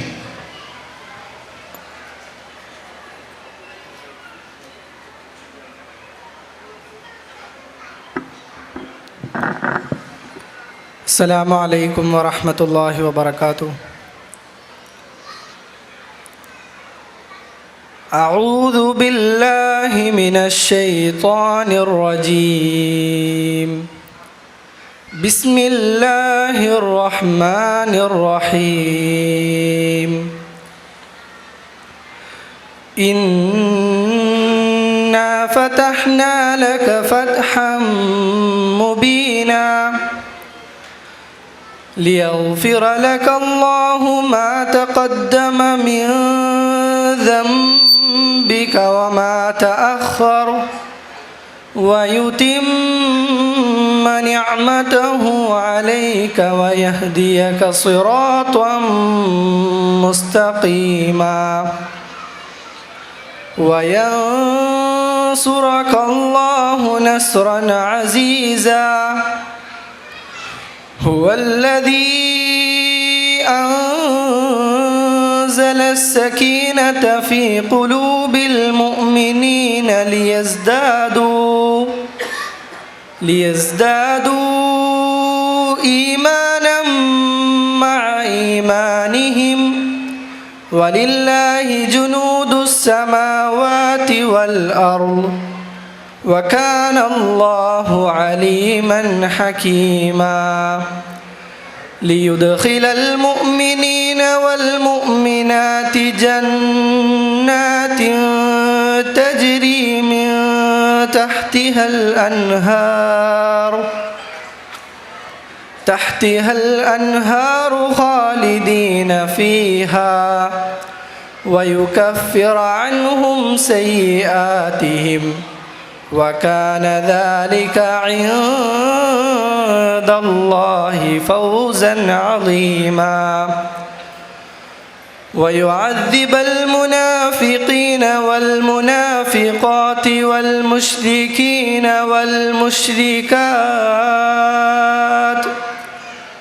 والمشركات الظانين بالله ظن السوء عليهم دائرة السوء وكان ذلك عند الله فوزا عظيما صدق الله العظيم السلام عليكم ورحمة الله وبركاته. ബഹുമാനപ്പെട്ട തങ്ങൾ അവറുകളെ, എടക്കഴിക്കടവത്ത് കുടുംബസംഗമം ഔപചാരികമായ ഉദ്ഘാടന കർമ്മം നിർവഹിക്കാൻ തങ്ങൾ അവറുകളെ വളരെ സാദരം സന്തോഷം ഹൃദയത്തിൽ അടിത്തട്ടിൽ നിന്നും ക്ഷണിക്കുക. അസ്സലാമു അലൈക്കും വറഹ്മത്തുള്ളാഹി വബറകാതുഹു. അഊദു ബില്ലാഹി മിനശ് ശൈത്വാനിർ റജീം. ബിസ്മില്ലാഹിർ റഹ്മാനിർ റഹീം. അൽഹംദുലില്ലാഹി വസ്സലാത്തു വസ്സലാമു അലാ അഷ്റഫിൽ മഖ്ലൂഖീൻ വഅലാ ആലിഹി വഅസ്ഹാബിഹിൽ ഫായിസിൻ അമ്മാ ബഅദ്. വമാ തൗഫീഖി ഇല്ലാ ബില്ലാഹി അലൈഹി തവക്കൽതു വഇലൈഹി ഉനീബ്. ബിസ്മില്ലാഹിർ റഹ്മാനിർ റഹീം. ഇന്നാ ഖലഖനാകും മിൻ ദക്കരിൻ വഉൻസാ വജഅൽനാകും ശുഉബൻ വഖബായില ലിതആറഫു ഇന്ന അക്രമകും ഇൻദല്ലാഹി അത്ഖാകും. സദഖല്ലാഹു മൗലാനൽ കരീം. സമാദരണീയരായ അധ്യക്ഷൻ, എടക്കൈക്കടവത്ത് കുടുംബസംഗമത്തിൻ്റെ ചെയർമാൻ കൂടിയായ ജസീൽ റഹ്മാനി, സ്വാഗതഭാഷണം നടത്തിയ അബ്ദുൽ ജലീൽ, മനോഹരമായി ഖിറാഅത്ത് നടത്തിയ ജഷീർ റഹ്മാൻ, പ്രാർത്ഥന നടത്തിയ ഉനീസ് യമാനി, ഇവിടെ മോട്ടിവേഷൻ ക്ലാസ് നടത്തിയ പ്രിയങ്കരനായ ഡോക്ടർ ജൗഹർ മുനവർ, വേദിയിലുള്ള option leader Feroke municipality Bijeesh B, councillor Salam, നന്ദി അർപ്പിക്കുന്ന ഫൈസൽ, ബഹുമാന്യനായ ലത്തീഫ് ദാരിമി ഉസ്താദ്, വേദിയിലുള്ള അഭിവന്യരായ വ്യക്തിത്വങ്ങൾ, ഇവിടെ ഒരുമിച്ച് കൂടിയ പ്രിയ കുടുംബ അംഗങ്ങൾ, സർവാധിപനായ റബ്ബ് തആല നമ്മുടെ ഈ കൂടലും പിരിയലൊക്കെ ഒരു സ്വാലിഹ അമലായി കബൂൽ ചെയ്യട്ടെ. ഇന്നിൻ്റെ സാഹചര്യത്തിൽ സോഷ്യൽ മീഡിയയിൽ മാത്രം കുടുംബമായി ഒതുങ്ങുന്ന കാലഘട്ടത്തിൽ ഇതുപോലുള്ള സംഗമങ്ങളിലൂടെയാണ് നമുക്ക് സ്വന്തം കുടുംബത്തെ കാണാനും ബന്ധപ്പെടാനുമുള്ള ഒരു അവസരമായി വന്നിരിക്കുന്നത്. അതുകൊണ്ട് തന്നെ ഇത്യാദി സംഗമത്തിനേറെ പ്രാധാന്യമുണ്ട്. ഇന്ന് കുടുംബം എന്ന് പറയുമ്പോൾ കൂടുമ്പോൾ ഇമ്പമുണ്ടാവുന്ന കാര്യമാണ്. അങ്ങനെ കൂടാനുള്ളൊരവസരം എന്നുള്ളത് തന്നെ ഒരു ഇമ്പമുണ്ടാകുന്ന ഒരു സംഗതിയായിട്ടാണ് നമുക്ക് കാണാൻ സാധിക്കുന്നത്. അങ്ങനെ ഇതിനുവേണ്ടി പ്രവർത്തിക്കുന്ന, ഇതിനുവേണ്ടി അധ്വാനിക്കുന്ന, ഇങ്ങനൊരു കുടുംബ ബന്ധത്തിന് താല്പര്യമെടുത്ത ഇതിൻ്റെ അംഗങ്ങളെ ആദ്യമായി അഭിനന്ദിക്കുകയാണ്. പരിശുദ്ധ ഖുർആനിലും മുത്ത് ഹബീബായ ഷഫീന റസൂലുള്ളാഹി തങ്ങളും കുടുംബബന്ധം ഊട്ടിയുറപ്പിക്കുന്നതിനെ സംബന്ധിച്ച് ധാരാളം സ്ഥലങ്ങളിൽ പ്രതിപാദിച്ചിട്ടുണ്ട്. അതേ സംബന്ധിച്ചിടത്തോളം ഒരുപാട് മഹത്വങ്ങളും പരിശുദ്ധ ഖുർആനിൽ പറഞ്ഞിട്ടുണ്ട്.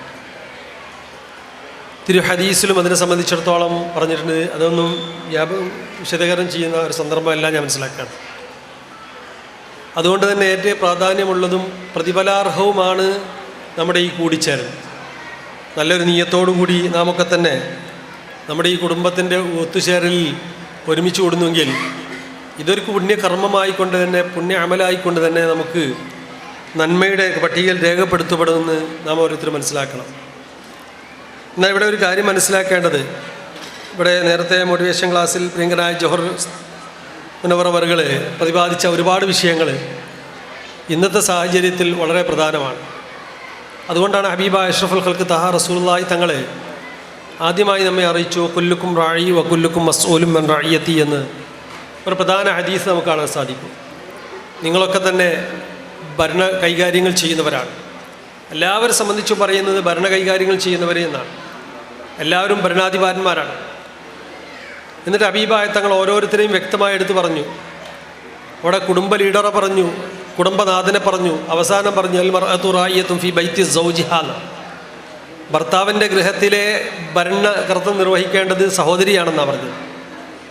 ആ പറഞ്ഞതിൻ്റെ പ്രധാന അർത്ഥം മനസ്സിലാക്കേണ്ടത്, ഒരു ഭരണീയരെ സംബന്ധിച്ചിടത്തോളം, ഭരണം നടത്തുന്നവരെ സംബന്ധിച്ചിടത്തോളം അവരുടെ ഭരണീയരുടെ സുഭിക്ഷമായ സുഖകരമായ അതല്ലെങ്കിൽ അവർക്ക് അനുവദനീയമായ കാര്യങ്ങളിലൊക്കെ തന്നെ കൈകാര്യം ചെയ്യേണ്ട ഒരു ഉത്തരവാദിത്തം അവർക്കുണ്ട് എന്നുള്ളത്. ഒരു കുടുംബ ലീഡറെ സംബന്ധിച്ചിടത്തോളം ആ ലീഡർക്ക് ആ കുടുംബത്തിലെ, അതായത് ഒരു പ്രധാന, നേരത്തെ ഞാനത് കേൾപ്പിച്ചല്ലോ, അള്ളാഹു സുബ്ഹാനഹു വ തആല ആണിനും പെണ്ണിലുമാണ് അള്ളാഹു സൃഷ്ടിച്ചത്, ആണിനും പെണ്ണിനും സൃഷ്ടിച്ചത്. ഞാൻ ഖലഖനാകും മിൻ ദക്കരിൻ വ ഉൻസ, ഒരാണിനും പെണ്ണിനും. അതായത് അബൂനാബുൽ ബഷർ ആദം നബി അലൈഹി സ്വലാമിൽ ഹവ്വാ ബീവിയിൽ നിന്നാണ് ഈ ലോകത്തുള്ള സകലമായ എല്ലാവരെയും അള്ളാഹു പടച്ചിട്ടുള്ളത്. പിന്നീട് അവരൊക്കെ തന്നെ ഒരു കണ്ണികളാണ്. അങ്ങനെ ഓരോ പ്രത്യേകമായിക്കൊണ്ട് വേർതിരിച്ചു അവരെ തിരിച്ചറിയാൻ വേണ്ടി. അവരെ തിരിച്ചറിയാൻ വേണ്ടിയാണ് വജഅൽനാകും ശുഉബൻ വ ഖബായില, ഒരു ഗോത്രങ്ങളാക്കി ശാഖകളാക്കി അള്ളാഹു നിയമിച്ചത് അവരെ തിരിച്ചറിയാൻ വേണ്ടി. അങ്ങനെ തിരിച്ചറിയാൻ വേണ്ടി രേഖപ്പെടുത്ത ഇടക്കൈ കടവത്ത് അള്ളാഹു നിങ്ങളെ തിരിച്ചറിയാൻ വേണ്ടി രൂപപ്പെടുത്തിയവരാണ്. അപ്പോൾ അതിലുണ്ടൊരു ലീഡർ, കുടുംബ ലീഡറുണ്ട്. പ്രായമുള്ളവരുണ്ടാവും. അവർക്ക് ആ കുടുംബത്തിൻ്റെ മൊത്തത്തിൽ ഉത്തരവാദിത്തം ഉണ്ട് എന്ന് മനസ്സിലാക്കണം. അത് ഞാൻ പറഞ്ഞു വരുന്നത്, അവരുടെ കുടുംബ ലീഡർക്ക് ആ കുടുംബത്തിൻ്റെ പൊതുവായ ഉത്തരവാദിത്തം ഉണ്ടാകും. അതുപോലെ തന്നെ ഓരോ വീട്ടുകാരെ സംബന്ധിച്ചിടത്തോളം ആ വീട്ടിലെ അതിന് ആ വീട്ടിലെ ഉത്തരവാദിത്തം ഉണ്ടാവും. ഉത്തരവാദിത്തം എന്ന് പറയുമ്പോൾ അവിടെ ആചാരങ്ങൾ, സചാരങ്ങൾ, അനാചാരങ്ങളിലൊക്കെ തന്നെ എന്ത് സംഭവിച്ചാലും അതിൻ്റെ ഗുണവും ദോഷവും അതിനൊക്കെ ഉത്തരവാദിത്തം ആ കുടുംബനാഥനിലായിരിക്കും, കുടുംബ ലീഡറിലായിരിക്കും. പഴയ കാലങ്ങളിലൊക്കെ തന്നെ ഒരു കുടുംബ ലീഡറുണ്ടെങ്കിൽ ആ കുടുംബ ലീഡറെ കുടുംബത്തിൻ്റെ മുഴുവൻ ഉത്തരവാദിത്തം നിർവഹിക്കാനും പറഞ്ഞതനുസരിപ്പിക്കാനും സാധ്യമായിരുന്നു. അങ്ങനെ സംബന്ധിച്ചിടത്തോളം മൻ റഅ മിൻകും മുൻകറൻ ഫല്യുഗയ്യിർ ബിയദിഹി എന്ന് പറയുമ്പോൾ നിഷിദ്ധമായ അനുവദനീയമല്ലാത്ത വല്ലതും കണ്ടാൽ അരുത് എന്ന് പറഞ്ഞാൽ അത് അനുസരിക്കാൻ പറയുമ്പോൾ തന്നെ അനുസരിക്കുന്ന ഒരു വിഭാഗം നമ്മുടെ മുമ്പിലുണ്ടായിരുന്നു. പക്ഷേ ഇന്ന് അത് നഷ്ടപ്പെട്ടു. അങ്ങനെ ഇല്ലാത്തൊരു കാലഘട്ടം വരുമെന്ന് ഹബീബായ തങ്ങൾ പറഞ്ഞു. അല്ലാത്ത പക്ഷം നമുക്ക് നെസ്റ്റ് മാർഗവും തൊട്ടടുത്തൊരു നെസ്റ്റ് മാർഗവും നമുക്ക് പഠിപ്പിച്ചു തന്നിട്ടുണ്ട്. പക്ഷേ ഞാൻ പറഞ്ഞു വരുന്നത്, അങ്ങനത്തെ ഒരു കുടുംബ ലീഡറാണ് നമുക്കിന്ന് ആവശ്യം എന്നുള്ളത്. അരുതാത്തത് കാണുമ്പോൾ അരുത് എന്ന് പറയാൻ, ചങ്കൂറ്റത്തോടെ പറയാനും അത് അനുസരിക്കുന്ന ഒരു സമൂഹത്തെയാണ് വളർത്തിയെടുക്കേണ്ടത്. അപ്പോൾ നിങ്ങളുടെ ഈ കൂട്ടായ്മയിലൂടെ നിങ്ങൾ രൂപപ്പെടുത്തേണ്ടത് ഈ കുടുംബത്തിൻ്റെ പൊതുകാര്യത്തിൽ ഏറ്റെടുക്കാൻ പറ്റുന്ന ഉത്തരവാദിത്തപ്പെട്ട ഒരു ലീഡർ അതുണ്ടായിരിക്കണം. എല്ലാറ്റിനും ഒരു നിയന്ത്രണമുണ്ടെങ്കിൽ ആ കുടുംബത്തിൻ്റെ എല്ലാ കാര്യങ്ങളും നമുക്ക് കൈകാര്യം ചെയ്യാൻ പറ്റും. അതൊരു നിശിതമായ കാര്യങ്ങൾ കാണുന്നതിലോ അല്ലെങ്കിൽ നന്മകളെ പ്രേരിപ്പിക്കുന്നതിലോ മാത്രമല്ല, നമുക്ക് കുടുംബത്തിൻ്റെ സുഖ സൗകര്യങ്ങളിൽ അവരുടെ അവശത അനുഭവിക്കുന്നവരുടെ അവശതയെ നീക്കുന്നതിലും നല്ല കാര്യങ്ങൾ കൈകാര്യം ചെയ്യുന്നവർ അവർക്ക് നൽകേണ്ട കാര്യങ്ങളെ ഉപദേശിക്കുന്നതിലുമൊക്കെ തന്നെ ഈ ലീഡർക്കൊരു പങ്കുണ്ടാവണം എന്നുള്ളതാണ്. അപ്പോൾ ലീഡർ പങ്കുവെക്കേണ്ടത് നമ്മുടെ കൂട്ടത്തിൽ വളരെ അവശത അനുഭവിക്കുന്ന ഒരു ഇടക്കൈ കടവത്ത് നിന്ന് കുടുംബം പറയുമ്പോൾ എല്ലാവരും സാമ്പത്തികമായിട്ട് വലിയ ഉയർന്നവരായിരിക്കണമെന്നില്ല. അവർ വളരെ പ്രയാസപ്പെട്ടവരുണ്ടാകും. പക്ഷെ ആ പ്രയാസത്തിൽ പങ്കുചേരാൻ സാധിക്കണം. അവരുടെ ദുഃഖത്തിലും അവരുടെ സന്തോഷത്തിലൊക്കെ തന്നെ എല്ലാവരും പങ്കുചേരുമ്പോഴാണ് ഈ കുടുംബവുമായുള്ള ഊട്ടുറപ്പും അവർക്കുള്ള റഹ്മ് എന്നുള്ളത് സ്ഥിരപ്പെടാൻ സാധിക്കുകയുള്ളൂ. ഈ റഹ്മ എന്നുള്ളത് വളരെയേറെ പ്രോത്സാഹനം നൽകിയത് പരിശുദ്ധ ഖുർആൻ വളരെ പ്രോത്സാഹിക്കുന്നത്. എന്ന പരിശുദ്ധ ഖുർആൻ പറഞ്ഞത്, നിങ്ങൾ അള്ളാഹിനെ ഭയപ്പെടണം എന്ന് പറഞ്ഞതിൻ്റെ തുടരെ പറഞ്ഞത് നിങ്ങൾ കുടുംബത്തിൻ്റെ കാര്യത്തെയാണ് അള്ളാഹ് ഊന്നി പറഞ്ഞിട്ടുള്ളത്.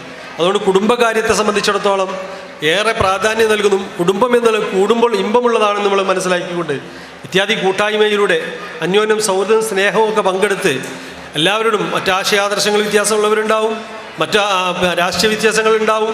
അതൊന്നും കുടുംബവുമായി താരതമ്യം ചെയ്യാതെ കുടുംബം എന്നുള്ള ഒരൊറ്റക്കെട്ടായി പ്രവർത്തിക്കാൻ നമുക്ക് സാധിക്കണം.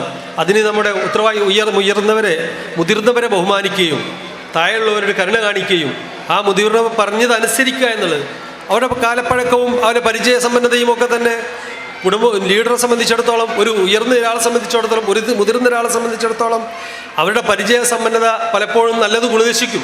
അപ്പം അത് അനുസരിക്കുക എന്നുള്ളത് പ്രായം കുറഞ്ഞവരുടെ അവരുടെ കീഴിൽ നിൽക്കുന്നവരുടെ ഉത്തരവാദിത്തമാണ്. ഇങ്ങനെയാണെങ്കിൽ നമ്മുടെ ഒരു കൂട്ടുജീവിതം കുടുംബജീവിതമൊക്കെ തന്നെ സൗന്ദര്യമായി നമുക്ക് മുന്നോട്ട് കൊണ്ടുപോകാൻ സാധിക്കുള്ളൂ. മാത്രമല്ല ഇത് പുണ്യകർമ്മവുമാണ്. നാളെ പാരത്രിക ജീവിതത്തിൽ നമുക്ക് പുണ്യം കിട്ടുന്നൊരു കാര്യം കൂടിയാണെന്ന് മനസ്സിലാക്കിക്കൊണ്ട് ഞാൻ കുറേ കാര്യങ്ങൾ പറയുന്നില്ല. കാരണം മോട്ടിവേഷൻ വളരെ സ്പഷ്ടമായിക്കൊണ്ട് ഓരോ കാര്യങ്ങളും നിർത്തി പറയുമ്പോൾ അദ്ദേഹത്തെ പ്രസംഗം നിർത്തിയിൽ പ്രയാസമുണ്ട്. എൻ്റെ തിരക്കുകൊണ്ട് മാത്രം നിർത്തിയാൽ ഇനിയും അദ്ദേഹത്തിൻ്റെ അവസരങ്ങൾ ഉപയോഗപ്പെടുത്തണമെന്നും വളരെ ശ്രദ്ധിച്ച് കേൾക്കണമെന്നും നമ്മുടെ ജീവിതത്തിൽ പകർത്തണമെന്നും നിങ്ങളോടും എന്നോട് പങ്കുവെച്ചുകൊണ്ട് സർവശക്തനായ റബ്ബ് തആല നമ്മുടെ ഈ കൂടലൊക്കെ സ്വാലിഹ് അമലായി കബൂൽ ചെയ്യട്ടെ. ഈ തരത്തിൽ ഓർക്കപ്പെടേണ്ടത് നമുക്ക് മുമ്പേ കടന്നുപോയ നമ്മുടെ കാരണവന്മാരുണ്ട്, ഉമ്മമാരുണ്ട്, വാപ്പമാരുണ്ട്, ബന്ധപ്പെട്ടവരുണ്ട്. അള്ളാഹു അവർക്കൊക്കെ മഗ്ഫിറത്ത് പ്രദാനം ചെയ്യട്ടെ.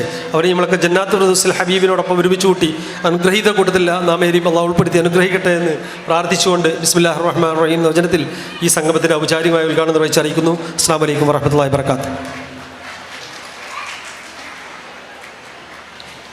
ഈ ഉദ്ഘാടന കർമ്മം വളരെ ഭംഗിയായി നിർവഹിച്ചുകൊണ്ട് സുവ്യക്തവും സുതാര്യവും അർത്ഥവക്തവുമായ വാക്കുകൾ കൊണ്ട് ഈ സദസ്സിനെ ധന്യമാക്കിയ ബഹുമാന്യൻ അവറുകളായ നമ്മുടെ തങ്ങൾ അവറുകൾക്ക് AK കുടുംബാംഗങ്ങൾ എല്ലാവരും അകമഴിഞ്ഞ സ്നേഹവും നന്ദിയും അറിയിക്കുകയാണ്.